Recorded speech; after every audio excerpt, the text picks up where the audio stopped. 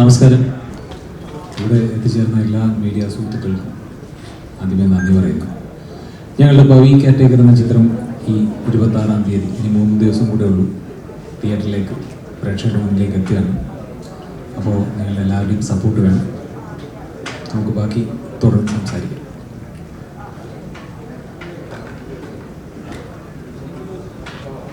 നിങ്ങൾ ക്വസ്റ്റ്യൻ ചോദിച്ചിട്ട് answer ചെയ്യാന്നുള്ള രീതിയിലല്ലേ plan ഉള്ളത്?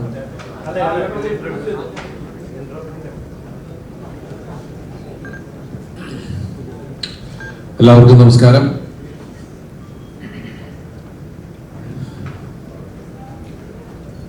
ഗ്രാൻഡ് പ്രൊഡക്ഷൻസ് ആൻഡ് ഡിസ്ട്രിബ്യൂട്ടേഴ്സിൻ്റെ പേരിൽ നമ്മൾ നിർമ്മിക്കുന്ന ചിത്രമാണ് പവി കെയർടേക്കർ. അതിൻ്റെ സംവിധായകൻ വിനീത് കുമാർ, അതിൻ്റെ റൈറ്റർ രാജേഷ് രാഘവൻ, അതിൻ്റെ മ്യൂസിക് ഡയറക്ടർ മിഥുൻ മുകുന്ദൻ, നമ്മുടെ സന്തത സഹചാരി ഡയറക്ടറും വലിയ നടനുമായ ജോണി ആൻ്റണി. നമ്മൾ ഈ സിനിമയിൽ ഇതൊരു 100% ഫാമിലി എൻ്റർടൈനർ എന്നാണ് ഞങ്ങൾ പറയുന്നത്. ബാക്കിയെല്ലാം നിങ്ങളാണ് വിലയിരുത്തേണ്ടത്. ഇതിൽ മറ്റൊരുപാട് താരങ്ങളുണ്ട്. നമുക്കെല്ലാവർക്കും അറിയാവുന്ന അന്യഭാഷയിലൊക്കെയാണ് ഏറ്റവും കൂടുതൽ അവിടെ നായികയായി തുടങ്ങി ഇന്ന് ശക്തമായ കഥാപാത്രങ്ങൾ ചെയ്യുന്ന നമ്മുടെ പ്രിയപ്പെട്ട രാധിക ശരത്കുമാർ. ഇപ്പോൾ ഇലക്ഷനും രാധിക ചേച്ചി കാൻഡിഡേറ്റ് ആയതുകൊണ്ടൊക്കെയാണ് ഇങ്ങോട്ട് പ്രൊമോഷൻ ഒന്നും വരാതിരുന്നത്. ഞാനും രാധിക ചേച്ചിയും ഇതിനുമുമ്പ് രാമലീല എന്ന് പറഞ്ഞ സിനിമയിലാണ് അമ്മയും മകനുമായിട്ട് അഭിനയിച്ചത്. അതിനുശേഷം ഇതിൽ വളരെ ശക്തമായിട്ടുള്ള SI മറിയാമ്മ എന്ന വേഷം ചെയ്യുന്നത് രാധിക ചേച്ചിയാണ്. അതുപോലെ ധർമ്മജൻ. പിന്നെ ഇതിൽ 5 പുതിയ നായികമാരുണ്ട്.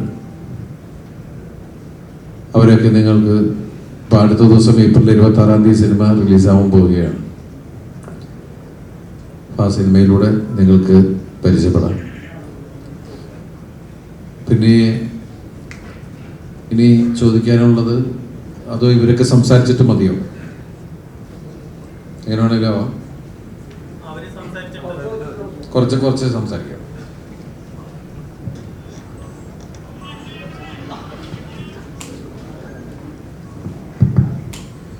എല്ലാവർക്കും നമസ്കാരം. ഇപ്പോൾ ദിലീപേട്ടൻ പറഞ്ഞ പോലെ പവി കെയർടേക്കർ ഒരു 100% കുടുംബങ്ങൾക്ക് ഇഷ്ടപ്പെടുന്നൊരു സിനിമയാണ്. നമ്മൾ ആ ഒരു ജോണറിൽ തന്നെയാണ് അതിൻ്റെ കഥയുടെ തുടക്കം മുതലേ പ്ലാൻ ചെയ്തതും അതിൻ്റെ എക്സിക്യൂഷനും ഒക്കെ അങ്ങനെയായിരുന്നു. ഒരു 100% ഫാമിലി എൻ്റർടൈനറാണ്. ദിലീപേട്ടൻ എന്ന് പറഞ്ഞാൽ നടനിൽ നിന്ന് ആളുകൾ കാണാൻ ഇഷ്ടപ്പെടുന്ന ഒരു ക്യാരക്ടറും അദ്ദേഹത്തിൻ്റെ നമുക്കെല്ലാവർക്കും ഇഷ്ടമുള്ള മാനറിസങ്ങളും ഒക്കെയാണ് പവിത്രനിലൂടെ നിങ്ങളിലേക്ക് എത്താൻ പോകുന്നത് 26-ാം തീയതി. അപ്പോൾ ബാക്കി വിശേഷങ്ങളൊക്കെ എല്ലാവരും പറയും. എന്തെങ്കിലും കഥയെ പറ്റിയുള്ള ചോദ്യങ്ങളും കഥാപാത്രത്തിൻ്റെ സൃഷ്ടിയെ പറ്റിയുള്ള ചോദ്യങ്ങളും ഒക്കെയാണ് മറുപടി പറയാൻ ഞാനിരിക്കുന്നത്. അപ്പോൾ അത് മറ്റുള്ളവരിലേക്കും കൂടെ കൊണ്ടുവരും. പവി കെയർടേക്കർ നല്ല സിനിമയാണ് എനിക്ക് തോന്നുന്നു. കാരണം ഒരു എല്ലാത്തരം പ്രേക്ഷകർക്ക് ഇഷ്ടപ്പെടാൻ സാധ്യതയുള്ള ഒരു രസികൻ സിനിമ.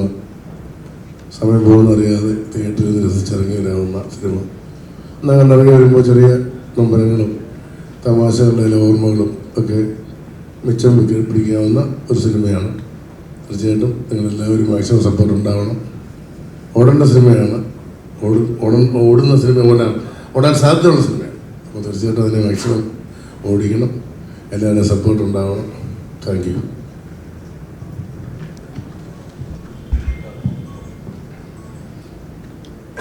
എല്ലാവർക്കും നമസ്കാരം.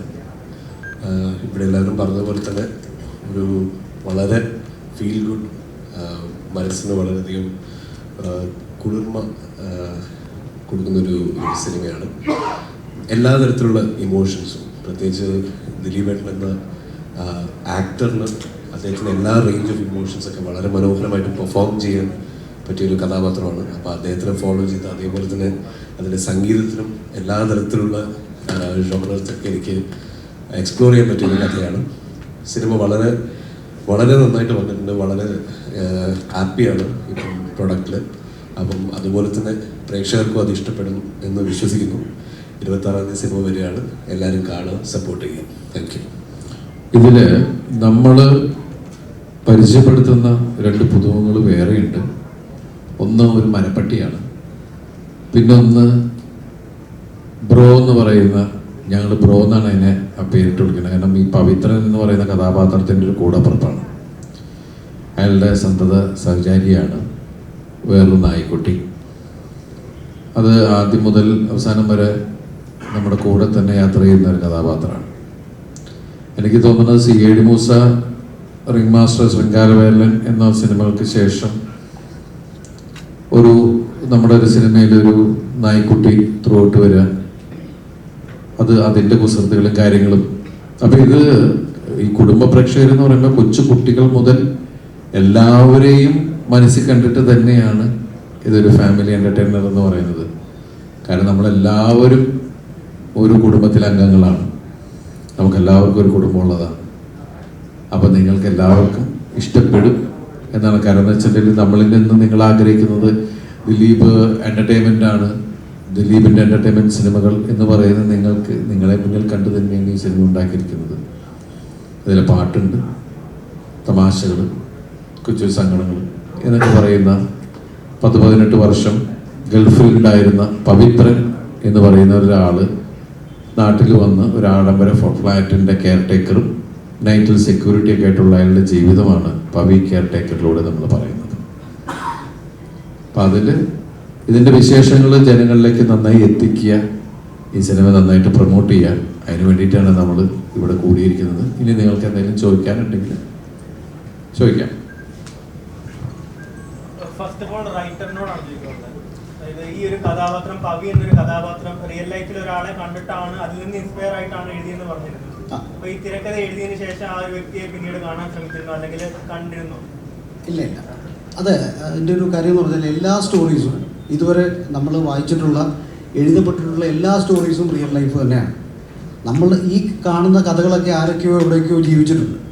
നമ്മുടെ കൺമുമ്പിൽ ഒരു പ്രത്യക്ഷ ഉദാഹരണമായിട്ട് അവർ വരുന്നില്ലെങ്കിൽ പോലും ആരുടെയൊക്കെയോ ജീവിതം മോഷ്ടിച്ചാണ് നമ്മൾ കഥകൾ ഉണ്ടാക്കുന്നത്. എൻ്റെ ഭാഗ്യത്തിന് ഇങ്ങനെ പവിത്രൻ്റെ ഒരു ക്യാരക്ടർ എൻ്റെ മുമ്പിൽ വന്നുപെട്ടു. അയാളുടെ സങ്കടങ്ങൾ എൻ്റെ മനസ്സിനെ സ്പർശിച്ചു. ആ സ്പർശമാണ് എഴുതാനുള്ളൊരു സ്പാർക്കായിട്ട് വന്നത്. പിന്നീട് അദ്ദേഹത്തിൻ്റെ പുറകെ ഞാൻ പോയിട്ടില്ല. അതാണ് സത്യം. എന്താണെന്ന് വെച്ചാൽ പുള്ളിയുടെ പുറകെ പോയി കഴിഞ്ഞാൽ പുള്ളിയോട് ഇതിനെക്കുറിച്ച് കൂടുതൽ പറഞ്ഞു കഴിഞ്ഞാൽ അതിന് വേറെ കേസ് വരും, ജഡ്ജ് സ്റ്റോറി റേറ്റ് വെച്ചിട്ടേ. അതായിരിക്കും ഉദ്ദേശം, ഉണ്ടായിരിക്കും.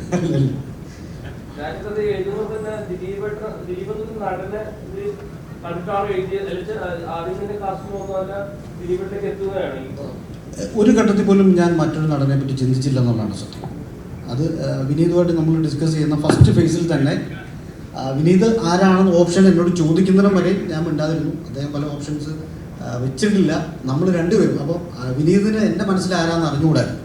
അപ്പോൾ ലാസ്റ്റിലാണ് അതെല്ലാം കേട്ട് നമ്മൾ ആലോചനയുടെ ഒരു സെക്കൻഡ് ഘട്ടത്തിലാണ് നമുക്കിത് ആരാണ് രാജേഷിൻ്റെ മനസ്സിലാരാണെന്ന് ചോദിച്ചു. ഞാൻ പറഞ്ഞു ദിലീപേട്ടനാണ് എൻ്റെ മനസ്സിലുള്ളത്. അതിപ്പോഴും പവിത്രന് വേറൊരു ഓപ്ഷൻ എൻ്റെ മനസ്സിൽ വന്നിട്ടേ ഇല്ല, എഴുതുന്ന ഒരു ഘട്ടത്തിൽ പോലും വന്നിട്ടില്ല.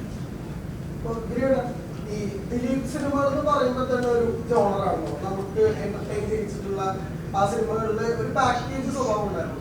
മാത്രമല്ല ഒരു വെക്കേഷൻ ടൈമിലാണ് സിനിമ വരുന്നത്. അപ്പോൾ വെക്കേഷൻ സമയത്ത് മുമ്പ് വന്നപ്പോഴൊക്കെ വലിയ വിജയങ്ങൾ ഉണ്ടായിട്ടുള്ളതാണ്. സോ എല്ലാം കൂടെ കൂടിച്ചേർന്നൊരു സക്സസ് ഫോർമുലയിലേക്കാണോ ഈ പവിയുടെ ഒരു യാത്ര? തീർച്ചയായിട്ടും. കാരണം ഇതൊരു വെക്കേഷൻ കാലം തന്നെയല്ലേ. അപ്പം ആ രീതിയിൽ ഉള്ള സിനിമ തന്നെയായിരിക്കും പവി കാറ്റഗർ. അപ്പം അതിൻ്റെ ട്രെയിലറും കാര്യങ്ങളൊക്കെ കാണുമ്പോൾ എല്ലാ ഒരു ഘട്ടങ്ങളിലൂടെയും പോയിട്ടുണ്ട് ഈ പവി.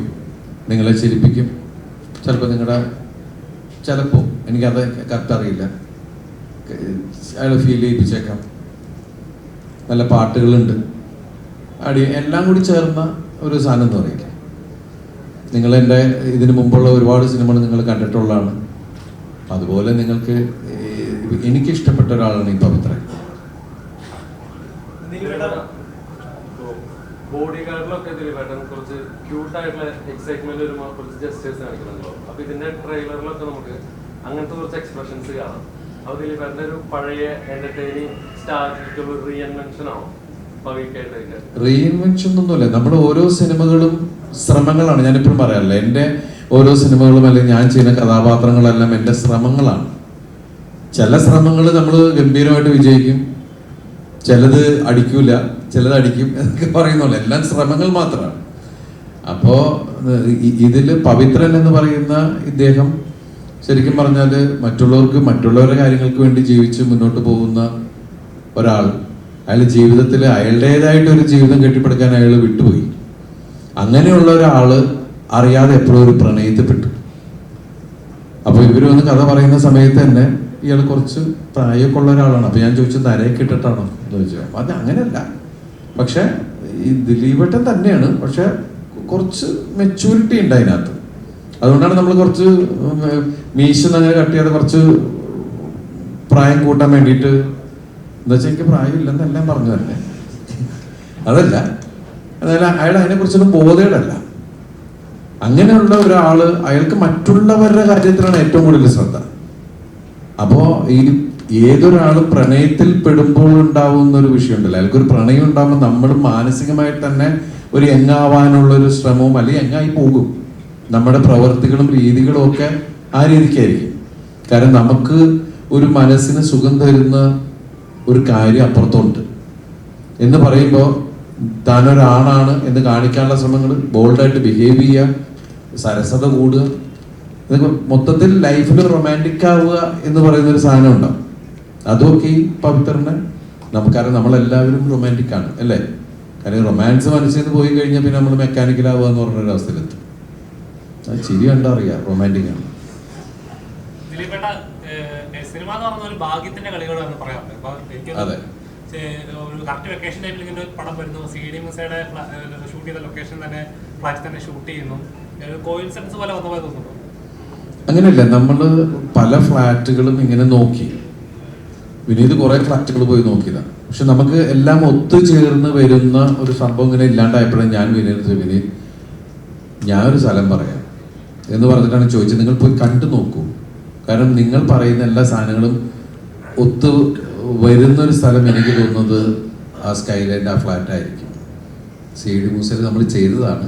അത് നിങ്ങൾ വേറെ രീതിയിൽ എങ്ങനെ കാണിക്കുന്നു അതാണ് നോക്കുന്നത്. അതിൻ്റെ വിനീത് വച്ചിരിക്കുന്ന അതിൻ്റെ വേറെ ആംഗിളുകളൊക്കെയാണ്. സെയിം ഫ്ലാറ്റ് ആണെങ്കിലും അത് നമ്മൾ വേറൊരു ഫ്ലാറ്റിലെടുത്ത ഫീലുള്ള സംഭവങ്ങൾ തന്നെയാണ് നമുക്ക് വരിക. ടാർഗറ്റ് ചെയ്യുന്നത് ഇന്നൊന്നിനെ തുടങ്ങിയതല്ലല്ലോ എന്നെ. ശരിക്കും പറഞ്ഞാൽ എത്രയോ വർഷങ്ങൾക്ക് മുമ്പ് തുടങ്ങി. അല്ല, ഞാൻ നിങ്ങൾ കാണുന്നതല്ലേ, എൻ്റെ ഓരോ സിനിമ വരുന്നതിന് മുമ്പ് ഓരോ ഐറ്റങ്ങൾ ഉണ്ടായിക്കൊണ്ടേയിരിക്കും. ഇത് നിങ്ങൾ ഇന്നൊന്നല്ല എല്ലാവരും കാണുന്നത്. ഇതിപ്പോ കുറെ വർഷങ്ങൾക്ക് മുമ്പേ തുടങ്ങിയിട്ടുള്ളതാണ്. അതൊന്നും ഏക്കാതെ ആയപ്പോൾ വേറെ രീതിയിലൊക്കെ ആയി. അപ്പൊ നമുക്ക് എന്ത് ചെയ്യാൻ പറ്റും? ഇത് നമ്മൾ ഫേസ് ചെയ്യുക. നമ്മള് സിനിമയാണ് എൻ്റെ ലോകം, സിനിമയെ കുറിച്ച് മാത്രമേ നമ്മൾ ചിന്തിച്ചുകൊണ്ട് പോകുന്നേ ഉള്ളൂ. അപ്പൊ ഇതിന്റെ ബാക്ക്ഗ്രൗണ്ടിൽ നടക്കുന്ന കളികൾ നമ്മൾ ശ്രദ്ധിച്ചില്ല എന്നുള്ളതാണ്. അപ്പൊ നമുക്ക് എന്ത് ചെയ്യാൻ പറ്റും? നമ്മളിപ്പോ കുറെ ഒരു ഫൈറ്റിൽ നിൽക്കുകയാണ്, അത് അതിന്റെ വഴിക്ക് പോവാ എല്ലാവർക്കും അല്ലേ? ഞാൻ ആരാണെന്നോ? ഞാൻ ആരാണെന്ന് അന്വേഷിച്ചാൽ എനിക്കത് പറയാനുള്ള അവസ്ഥയില്ലല്ലോ. കാരണം എനിക്ക് ഒന്നിനെ കുറിച്ചും ഒന്നും സംസാരിക്കാൻ പാടില്ല. അതാണ് അങ്ങനെ. എൻ്റെ വിഷയം എന്ന് പറഞ്ഞത് ഒരു ആരോപണം എടുത്തിട്ടിട്ട് പിന്നെ എന്നെ കാണുന്നവന്മാർ മുഴുവൻ അവിടെ ഇവിടെ നിന്ന് അടിക്കുക, വായി തോന്നണം പറയാന്ന് പറയുമ്പോഴും എനിക്കൊന്നും പറയാൻ പറ്റുന്നില്ല. തിരിച്ച് എനിക്ക് പറയാൻ പാടില്ല. കാത്തിരിക്കാം, നമുക്ക് പ്രാർത്ഥിക്കാം. അതിനു വേണ്ടിയിട്ടാണ് നമ്മൾ. അതെ അതെ, 100%.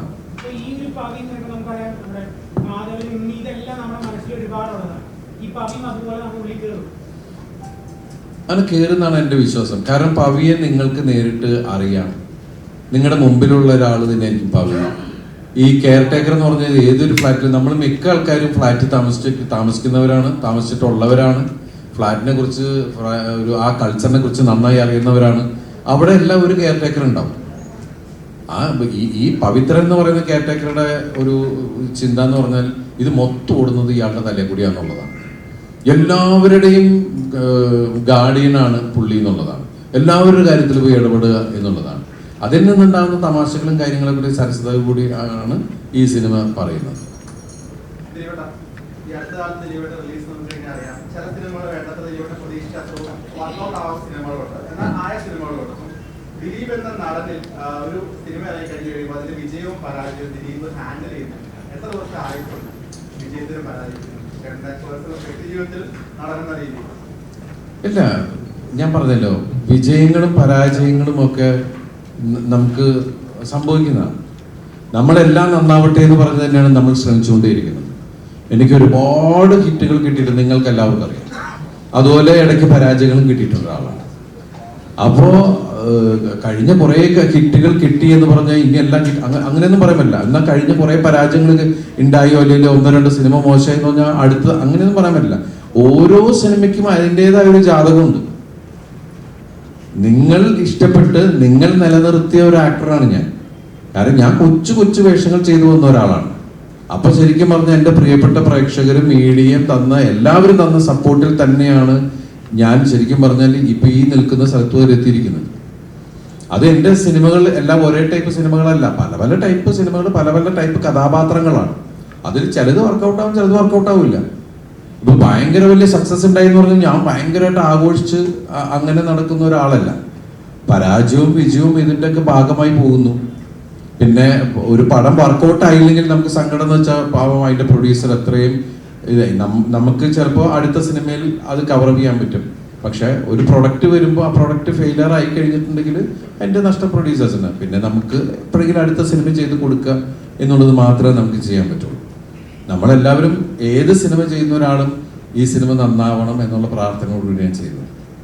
അപ്പോൾ നമുക്ക് ഇതിന്റെ ഫെയ്റ്റും നമുക്ക് അറിഞ്ഞൂടാ. മറ്റൊരു നല്ല കാര്യം എന്ന് വെച്ചാൽ ഫിയോക്കിന്റെ ഡിസ്ട്രിബ്യൂട്ട് ചെയ്യുന്ന ആദ്യത്തെ പടമാണ് ദിലീപ്. അവരുടെ പറയും ദിലീപേട്ടൻ്റെ അടുത്ത് ദിലീപേട്ടൻ ചെയ്യാമെന്ന് പറഞ്ഞു. അപ്പോൾ തിയേറ്റർ ഓണേഴ്സ് ഡിസ്ട്രിബ്യൂട്ട് ചെയ്യുമ്പോഴേക്കും, കാരണം ഈ കഴിഞ്ഞ ഇടയിൽ കുറേ പ്രശ്നങ്ങളുണ്ടായിരുന്നു. തിയേറ്റേഴ്സ് സിനിമ റിലീസ് ചെയ്യുന്നത്, തിയേറ്ററിൽ അങ്ങനെ കുറേ പ്രശ്നങ്ങളുണ്ടായിരുന്നു. ഇനി ഒരു പ്രശ്നങ്ങൾ വന്നാലും ഞങ്ങൾക്ക് ഇനി ഡിസ്ട്രിബ്യൂട്ട് ചെയ്യാൻ ഞങ്ങളുടേതായിട്ട് ബ്രാൻഡ് ഉണ്ട്, ഞങ്ങളുടേതായിട്ട് കമ്പനി ഉണ്ട് എന്നൊരു സ്റ്റാൻഡിന് വേണ്ടിയാണ് അങ്ങനെ ഒരു അല്ലല്ല. കാരണം 10-21 വർഷമായിട്ട് ഞാൻ ഡിസ്ട്രിബ്യൂട്ടർ അസോസിയേഷനിലെ ഒരു മെമ്പർ കൂടിയാണ്. അത് മാത്രമല്ല, ഞാനിവിടെ 21 വർഷമായിട്ട് സിനിമ ഡിസ്ട്രിബ്യൂട്ട് ചെയ്യുന്ന ഒരാളും കൂടിയാണ്. അപ്പോൾ ഈ ഫിയോക്ക് എന്ന് പറഞ്ഞ സംഘടന, അതിന് ഇരിക്കാനുള്ളൊരു സ്ഥലം, അതുപോലെ തന്നെ അതിലെ അംഗങ്ങളുടെ വെൽഫെയറിന് വേണ്ടിയിട്ടുള്ള കുറച്ച് കാഴ്ചപ്പാടുകളുടെ അടിസ്ഥാനത്തിലാണ് ഒരു നന്മയുടെ തുടക്കം എന്നുള്ള രീതിയിൽ മാത്രമാണ്. അതല്ലാതെ ഇപ്പം നിങ്ങൾ കണ്ടല്ലേ, അന്നത്തെ ഫിയോക്കിൻ്റെ ലോഞ്ചിന് പ്രൊഡ്യൂസർ അസോസിയേഷനും ഡിസ്ട്രിബ്യൂട്ടർ അസോസിയേഷനും ചേംബറും എല്ലാവരും കൂടി വന്നിട്ട് തന്നെയാണ് എല്ലാവരും ആശംസകളും എല്ലാം വന്നിട്ടാണ്. അതിൻ്റെ സത്യസന്ധമായിട്ടുള്ള കാര്യം. അല്ലാണ്ട് ഇത് വേറൊന്നിനെ പൊളിക്കാൻ വേണ്ടിയിട്ട് നിൽക്കുന്ന ഒരു കാര്യമേ അല്ല. അങ്ങനെ ചിന്തിക്കുകയും ചെയ്തത് ദയവ് ചെയ്ത് മനസ്സിലായി. അത് ഞാൻ ശരിക്കും ഫിയോക്കിന്റെ ചെയർമാൻ ആയതുകൊണ്ട് അങ്ങനെ ഒരു ചിന്ത വന്നപ്പോൾ എൻ്റെ കയ്യിലിരിക്കുന്ന പടം അപ്പോൾ ഓക്കെ നിങ്ങൾ ചെയ്തോളൂ എന്ന് പറഞ്ഞ് ഞാൻ എന്താ സപ്പോർട്ട് ചെയ്യണ്ടേ എന്നുള്ള രീതിയിൽ ഞാൻ അതിന് നിന്നത്. അത് ഇല്ലെങ്കിൽ എന്താന്ന് വെച്ചിട്ടുണ്ടെങ്കിൽ ഫിയോക്ക് വേറെ ആൾക്കാരോട് സിനിമകൾ ഡിസ്ട്രിബ്യൂഷൻ ചോദിക്കുമ്പോൾ അവർ ചോദിക്കും, ചെയർമാൻ നിങ്ങൾക്ക് പടം തരൂലേ, നിങ്ങൾക്ക് ചെയർമാന് നിങ്ങളുടെ വിശ്വാസമില്ല എന്ന് ചോദിക്കുന്ന ഒരു വലിയ ചോദ്യം ഉണ്ട് അവരുടെ മുന്നിൽ. അതുകൊണ്ട് തന്നെയാണ് ഞാൻ റെഡി. ഇനി പുറകെ ഓരോ ആൾക്കാർ അദ്ദേഹത്തെ ഫിയോക്കിലൂടെ വന്നേക്കാം എന്ന് വെച്ച് മറ്റുള്ള അസോസിയേഷനിൽ ഇതാവുന്നല്ല. നമ്മളെല്ലാം ഡിസ്ട്രിബ്യൂട്ടർ അസോസിയേഷൻ മെമ്പേഴ്സാണ്.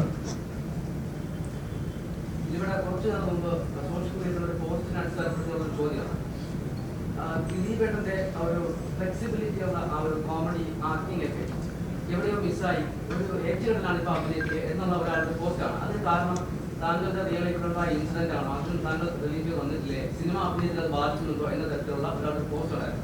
ആരാ പോസ്റ്റ് ഇട്ടേ? അതെന്താ പറയാ?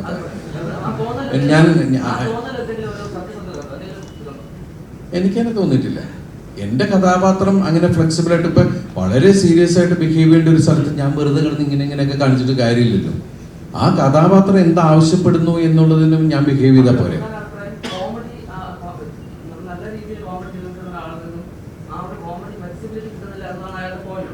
അതാ ചോദിച്ചാ അയാൾ ആരാണ്, അതെന്താ പറയാൻ പറ്റാത്ത? അതെന്താ അതെ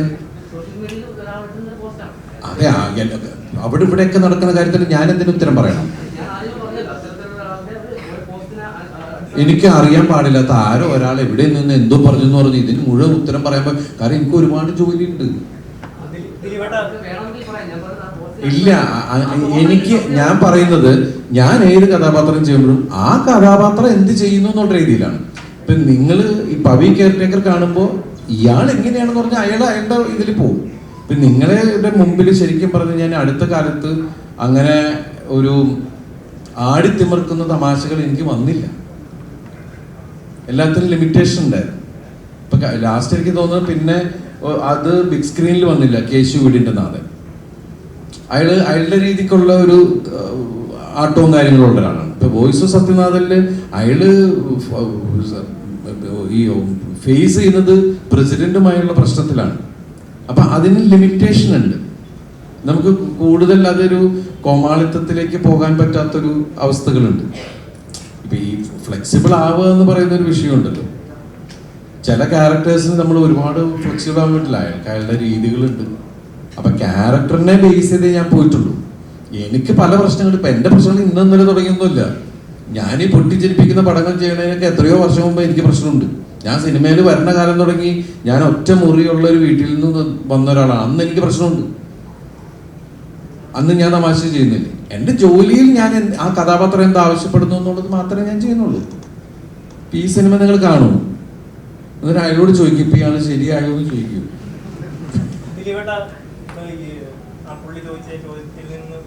മാറി ഇന്ന് വേറെ ആളുടെ പോസ്റ്റാ എന്നെ പോസ്റ്റ് ആക്കരുതിട്ടാ. ഒരിക്കലില്ല. ഇതിന്റെ ടീസർ കണ്ടപ്പം എനിക്ക് പേഴ്സണലി ഫീൽ ചെയ്തത് ഓക്കെ നമ്മുടെ ദിലീപേട്ടൻ പഴയ തെറ്ററിലേക്ക് തിരിച്ചു വന്നു. ഇത് പുള്ളിയുടെ കയ്യിൽ ഒതുങ്ങുന്ന സംഭവമാണ്. ഇത് ചിരിപ്പിക്കാൻ പുള്ളിയെ ഒബിയസ്ലി പറ്റുന്ന ഒരു കാര്യമാണ് എന്നുള്ള രീതിയിലാണ് എനിക്ക് ടീസറും പിന്നീട് സോങ് ഇറങ്ങിയപ്പോൾ അത് കുറച്ചുകൂടെ നമുക്ക് കൺഫേം ചെയ്യാൻ പറ്റുന്ന രീതിയിലാണ്. സോ അപ്പൊ ഇത്രയും നാള് ചെയ്ത പടങ്ങളുടെ കോമഡി അല്ലെങ്കിൽ കഥാപാത്രങ്ങളിൽ നിന്ന് റെഫറൻസ് എടുത്തിട്ടാണോ പവിയിലേക്ക് വന്നത്? അതോ ഇത്രയും നാള് ചെയ്ത കോമഡിയിൽ നിന്നെല്ലാം മാറി പുതിയൊരു കഥാപാത്രമായിട്ടാണോ പവിയിൽ വന്നത്? ഇത് പുതിയൊരാളല്ലേ പവിത്ര? പുതിയൊരാളാണ്. പഴയത് രീതികളൊന്നുമല്ല. പക്ഷേ നമ്മൾ അഭിനയിക്കുമ്പോൾ കോമഡി എപ്പോഴും നമ്മുടെ മുമ്പിൽ വീഴുന്നത് ഒരേപോലെ തന്നെയാറില്ലേ? അതുപോലെ ഉണ്ട്. പിന്നെ ഇതിൽ രസിപ്പിക്കാവുന്ന ഒരുപാട് സീക്വൻസുകളുണ്ട്. അത് നിങ്ങൾക്ക് രസിക്കാൻ പറ്റട്ടെ എന്നാണ് നമ്മുടെ പ്രാർത്ഥന. പിന്നെ നിങ്ങൾ എല്ലാവരോടും പറയും പുതിയ ആൾക്കാരോടൊക്കെ നമുക്ക് പറ്റിയ തമാശകളൊക്കെ ആയിട്ട് വരാൻ. നിങ്ങൾ എല്ലാവരും ഭയങ്കര കമ്പനിയല്ലേ? അല്ല എന്നാലും ആ അപ്പൊ പിന്നെ എളുപ്പമല്ലേ?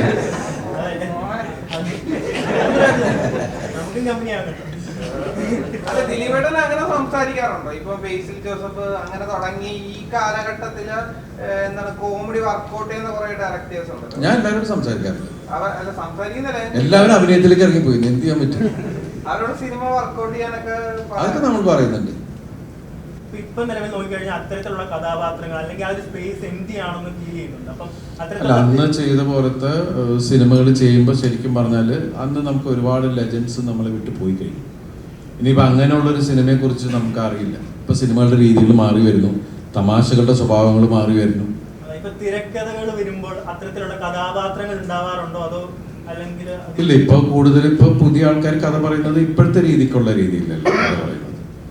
പണ്ട് നമ്മൾ ശരിക്കും പറഞ്ഞ ഒരു കഥ പറയുന്നത് നമ്മുടെ അടുത്ത് ഒരു റൈറ്റർ വന്ന് കഥ പറയുന്നത്, ഒരു കഥാകൃത്ത് കഥ പറയുന്നത് കൂടുതലും നമുക്ക് പെട്ടെന്ന് കാര്യങ്ങൾ മനസ്സിലാൻ വേണ്ടിയിട്ട് ആർട്ടിസ്റ്റിനെ വെച്ചിട്ടാണ്. അപ്പൊ നമുക്ക് പെട്ടെന്ന് സിനിമ കാണാൻ പറ്റുകയാണ്. ഇന്ന് അങ്ങനെ എടുത്തു വന്ന് പറയാൻ പറ്റുന്ന വളരെ അപൂർവ ആർട്ടിസ്റ്റുകളുള്ളൂ അങ്ങനെ പറയുന്നത്. ആർട്ടിസ്റ്റുകളെ വെച്ചിട്ട് കഥ പറയും. ദിലീപേട്ടൻ ഈസ് ഈക്വൽ ടു എന്റർടൈൻമെന്റ് എന്നൊരു ഫോർമുലയുണ്ട്. നോർമൽ മലയാളി പ്രേക്ഷകർ പറയുന്ന അങ്ങനെ ഒരു ഇതാണ്.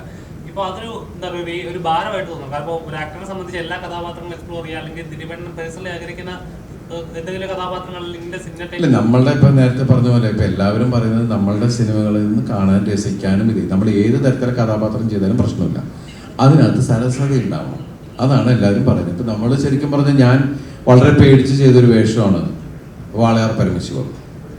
കാരണം സ്പിരിറ്റ് മാഫിയയിൽ ഞാനിത് 2006 ജൂനിയർ സിനിമ ആണ്, 2006 എന്തോ തോന്നുന്നു അല്ലേ, റൺവേ 4 6 എന്തോ ആണ്. അപ്പൊ ആ സമയത്ത് സ്പിരിറ്റ് മാഫിയ ലീഡറാണ്. പക്ഷെ അയാളുടെ സരസതയും അയാളുടെ ബുദ്ധിയൊക്കെയാണ് ആ സിനിമയെ ഭയങ്കരമായിട്ട് വർക്കൗട്ട് ചെയ്തത്. അതിൻ്റെ അടുത്ത വർഷം എന്താണ് ഞാൻ ഹോം മിനിസ്റ്ററായിട്ട് അഭിനയിച്ചത്. പക്ഷെ നമ്മൾ അതിലൂടെ എല്ലാവരും ആഗ്രഹിക്കുന്നത് നമ്മളിതിലൂടെ സരസതയെ കൂടി പറയാം. പിന്നെ ആസ് ആൻ ആക്ടർ നമ്മൾ പല വഴിക്കുമൊക്കെ പോയി നോക്കും. കാരണം ഇല്ലെങ്കിൽ നമുക്ക് തന്നെ ബോറടിക്കുമല്ലേ ഒരേപോലെ ഇങ്ങനെ പോകുമ്പോൾ ഉണ്ടാവുന്ന വിഷയങ്ങൾ. അതിൽ ചിലത് ആൾക്കാർക്ക് ഇഷ്ടാവും, ചിലത് ഇഷ്ടാവില്ല. ആക്ടറാണ്, നമ്മൾ ഇങ്ങനെ ട്രാവൽ ചെയ്തോണ്ടിരിക്കും അല്ലേ. അല്ല, കാരണം കഴിഞ്ഞ ഇടയിൽ താങ്കൾ ഇറങ്ങിയ സീരിയസ് ആയിട്ട് ചെയ്ത റോളുകളൊക്കെ പലപ്പോഴും പ്രേക്ഷകർ പറഞ്ഞ ദിലീപേട്ടനാണെങ്കിൽ എന്റർടൈൻമെന്റ് ആയിരിക്കും നല്ലത്. അല്ല, നമ്മൾ കരയുന്നത് കാണാൻ ഇഷ്ടമില്ല. ഇപ്പൊ നിങ്ങൾ നേരത്തെ വെച്ച് എന്തിനാ സങ്കടപ്പെട്ടതെന്ന് ചോദിച്ചു. അത് ഞാൻ എപ്പോഴും ചിരിച്ചിരിക്കാൻ നിങ്ങൾ ആഗ്രഹിക്കുന്നു അല്ലേ. അപ്പൊ ഞാൻ എൻ്റെ അടുത്ത് പലരും വിളിച്ചു, നിങ്ങളങ്ങനെ സങ്കടമൊന്നും പറയേണ്ട കാര്യമില്ല എന്ന് പറയുന്ന അത് നമ്മളോടുള്ള ഇഷ്ടം കൊണ്ടാണ്. നമ്മളെപ്പോഴും പ്ലസന്റ് ആയിരിക്കണം. എനിക്കും അത് തന്നെ എപ്പോഴും ഇഷ്ടം. ഞാൻ എപ്പോഴും ചിരിക്കാൻ ആഗ്രഹിക്കുന്ന ഒരാളും എന്നെ ചിരിപ്പിക്കാൻ നിൽക്കുന്ന ആൾക്കാരുടെ കൂട്ടത്തിൽ പോയി ഇരിക്കാൻ ആഗ്രഹിക്കുന്ന ഒരാളുമാണ്.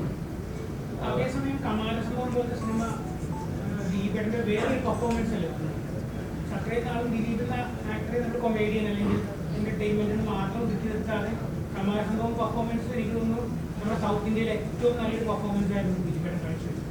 അപ്പൊ അത് ആ പെർഫോമൻസിന് ദിലീപേട്ടൻ ഉദ്ദേശിച്ച രീതിയിൽ ആൾക്കാർ റെസ്പോണ്ട് ചെയ്തില്ല എന്ന് തോന്നി.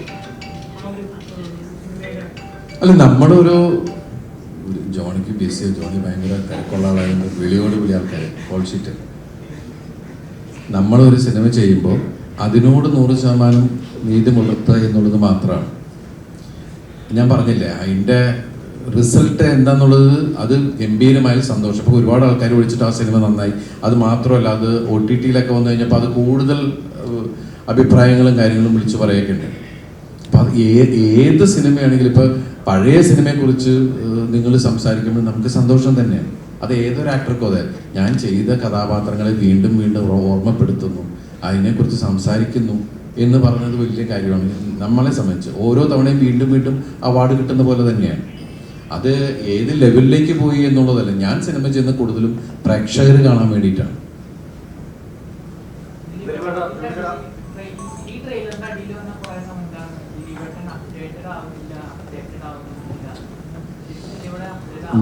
ഞാനല്ലല്ലോ, എന്നെ വെച്ച് പടം ചെയ്യുന്ന ആൾക്കാരല്ല. അപ്പൊ എന്നെ വെച്ച് പടം ചെയ്യുന്ന ആൾക്കാരോട് ചോദിക്കുന്നത്, എനിക്ക് എന്നെ വെച്ച് ഡയറക്റ്റ് ചെയ്യുന്നത്, എന്നെ വെച്ച് കഥ ഉണ്ടാക്കുന്ന റൈറ്റേഴ്സിന്റെ അപ്പുറം ഇപ്പുറം ഇരിക്കുന്നുണ്ട്. ഇവരെ അപ്ഡേറ്റഡ് ആണോ എന്ന് ചോദിക്കും. കാരണം എനിക്ക് ഒറ്റക്ക് എന്ത് ചെയ്യാൻ പറ്റും? ഞാനാണ് ഡയറക്ടറെങ്കിൽ അതിൻ്റെ ഉത്തരവാദിത്തം മുഴുവൻ എൻ്റേതാണ്. ഞാൻ ചെയ്ത ഓരോ സിനിമയ്ക്കും ഓരോ ഡയറക്ടറുണ്ട്, ഒരു റൈറ്ററുണ്ട്, എല്ലാം ഇല്ലേ. ഞാൻ മാത്രമല്ലല്ലോ, ഞാൻ ആടുന്ന ഒരാളാണ്. അത് ഇവർ പറയുന്ന അനുസരിച്ചാണ് ഞാൻ ചെയ്യുന്നത് അല്ലേ. അപ്പൊ നമ്മൾ ചില സംശയങ്ങൾ ചോദിക്കുമ്പോൾ അത് ഇതാണ്, ഇപ്പോഴത്തെ ഇങ്ങനെയാണ്. ഓക്കെ, ഞാൻ ഓരോ സിനിമയ്ക്കും എൻ്റെ ആർഗ്യുമെന്റ്സുകൾ, എൻ്റെ ചോദ്യങ്ങൾ കഴിഞ്ഞാൽ പിന്നെ ഞാൻ അവരുടെ കൂടെ യാത്ര ചോദിച്ചോക്കെ ഇവരോട്. ഞാൻ പിടിച്ചുകൊണ്ട് ഇവരെ കൊണ്ട് പോകുന്നതാണോ, ഞാൻ ഇവരുടെ കൂടെ പോകുന്നതാണോ എന്ന് ഇവർ രണ്ടുപേരും പറയട്ടെ. അത് ഏത് സിനിമയ്ക്കും അങ്ങനെ തന്നെയാണ്.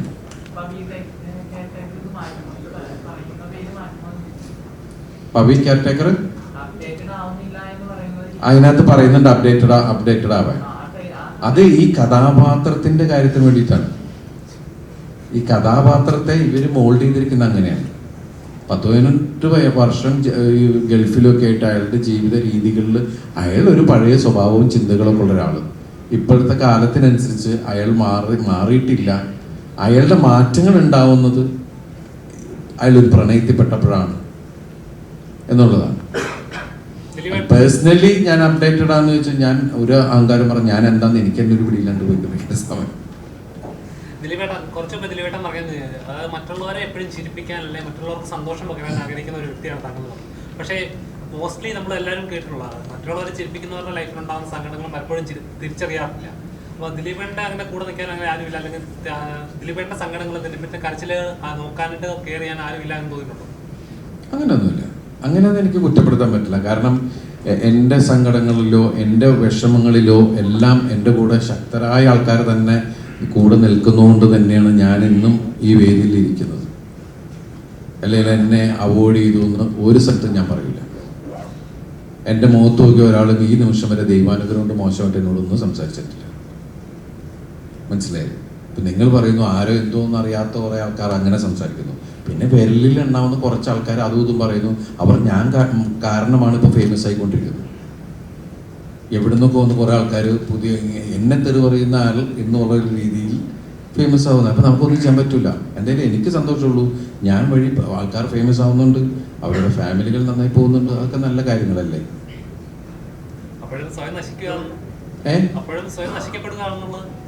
എനിക്കങ്ങനെ ഫീൽ ചെയ്യാറില്ല. ഞാൻ നിങ്ങൾ പറയുന്നത് എന്നെക്കുറിച്ച് മോശമായി എഴുതുമ്പോഴും നിങ്ങളുടെയൊക്കെ മനസ്സിൽ എൻ്റെ മുഖമല്ലേ വരുന്നത്. എഴുതിക്കോട്ടെ, അതിനെന്താ? കാരണം ഒരു PR വർക്കും വേണ്ട. കുറേ വർഷമായിട്ട് ഞാൻ വളരെ വെറുതെ ഇരിക്കാൻ, ദിവസവും നിങ്ങൾ എൻ്റെ മുഖം ഓർക്കാത്തൊരു ദിവസം ഉണ്ടോ കഴിഞ്ഞ കുറേ വർഷങ്ങളായിട്ട്? ഇല്ലേ? നിങ്ങളുടെയൊക്കെ മനസ്സിൽ ഞാനുണ്ട്, ഇല്ലേ? എത്ര ലക്ഷം രൂപയാണെങ്കിലാവും. കാരണം എന്നെക്കുറിച്ച് നല്ല എന്തെങ്കിലും പറഞ്ഞാൽ ഞാൻ എന്തോ ഒരു പൈസ ഇൻവെസ്റ്റ് ചെയ്യണം. അപ്പം അതതിൻ്റെ വഴിക്ക് നടക്കട്ടെ.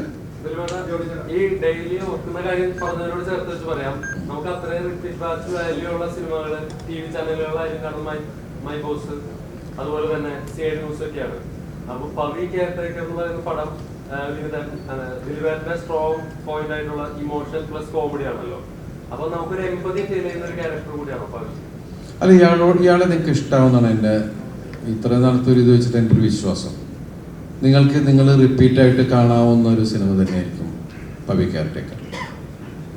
അതിന് ഭയങ്കര അടിച്ചമർത്തിയ അവകാശവാദങ്ങളല്ല, എൻ്റെ വിശ്വാസമാണ്. ആരാണ്? ദിലീപേട്ടൻ പറയണ്ടായി നന്നായിട്ട് സംവിധാനം ചെയ്തവരൊക്കെ അഭിനയത്തിലേക്ക് ഇറങ്ങി എന്നാ ചെയ്യാനെന്ന് പറഞ്ഞു. അത് ജോണിച്ചേട്ടനെ കൂടെ ഉദ്ദേശിച്ചല്ലേ? എന്നെ ഉദ്ദേശം എന്നെ മാത്രം. ജോണിച്ചേട്ടൻ മുഴുവൻ നടനായപ്പോൾ നമുക്ക് നഷ്ടപ്പെട്ട നന്നായിട്ട് കോമഡി എക്സിക്യൂട്ട് ചെയ്ത സംവിധാനം കൂടിയാണ്. ഒന്നുമില്ല, ഈ പറഞ്ഞ ഞാൻ പറഞ്ഞില്ല. ഇപ്പം ചിലപ്പോൾ ഞാൻ സിനിമ ഇപ്പം ചെയ്തുകൊണ്ടിരുന്നാൽ പറയും ഈ പറഞ്ഞ പോലെ പഴഞ്ചനാണെന്നൊക്കെ പറഞ്ഞേക്കാം. ഇതെന്നറിയോ എന്തിനാ പറയുന്നത്? നമ്മളിപ്പം അത്യാവശ്യം കുഴപ്പമില്ലാതെ പോകുന്നുണ്ട്. സംഭവം അതാണ്. കാരണം ഡയറക്റ്റ് ചെയ്ത സമയത്ത് ഒരു കഥയും കൊണ്ട് ഹീറോയുടെ പുറകിൽ നടക്കുക, അതിനുവേണ്ടി അല്ലേ? ഇപ്പൊ എന്താ വെച്ചിട്ടുണ്ടെങ്കിൽ അവന്റെ പുറകെ കംപ്ലീറ്റ് ആൾക്കാർ നമ്മള് പിന്നെ അതല്ലേ പറഞ്ഞ ചേട്ടൻ ആഗ്രഹമുണ്ട് അതിനുള്ളൊരു സാഹചര്യം. ഇപ്പം മൂസ 2 നന്നായി എഴുതി വരികയാണെങ്കിൽ രസകരമായി ആ പോകുമ്പോൾ ഒന്നിച്ച് അന്ന് ഇങ്ങനെ ഏത് ഊർജത്തിൽ തുടങ്ങിയോ ആ ഊർജത്തിൽ ഒന്നിച്ച് നിന്ന് മുന്നോട്ട് പോവുകയാണ്. തീർച്ചയായിട്ടും മൂസ 2 ഉണ്ടാവും. അതുണ്ടാവാനാണ് നമ്മൾ ആഗ്രഹിക്കുന്നതും പ്രാർത്ഥിക്കുന്നതും. അത് കണ്ടിട്ട് നിങ്ങളെയൊക്കെ പറയും ഇത് കുറച്ചുകൂടെ പുതിയ ആൾ ചെയ്തിരുന്നത് ചിലപ്പോൾ ബെറ്റർ ആയെന്ന് പറയും. അതിന് ഞാൻ വഴിവെക്കുകയല്ല. ഒന്നെങ്കിൽ കട്ടക്ക് പിടിച്ച് ഞാൻ അന്നുണ്ടാക്കിയതാണ് തന്നെ എൻ്റെ കഴിവിന് പരമാവധി ഞാൻ ശ്രമിക്കും. അത് ഞാൻ തീർച്ചപ്പെടുത്തും. കാരണം വിട്ടുകൊടുക്കുകയില്ല, കൊടുക്കില്ല. സ്കോട്ട്ലൻഡിൽ തുടങ്ങും. സ്കോട്ട്ലൻഡിലായിരിക്കും ഇൻട്രഡക്ഷൻ സോങ്.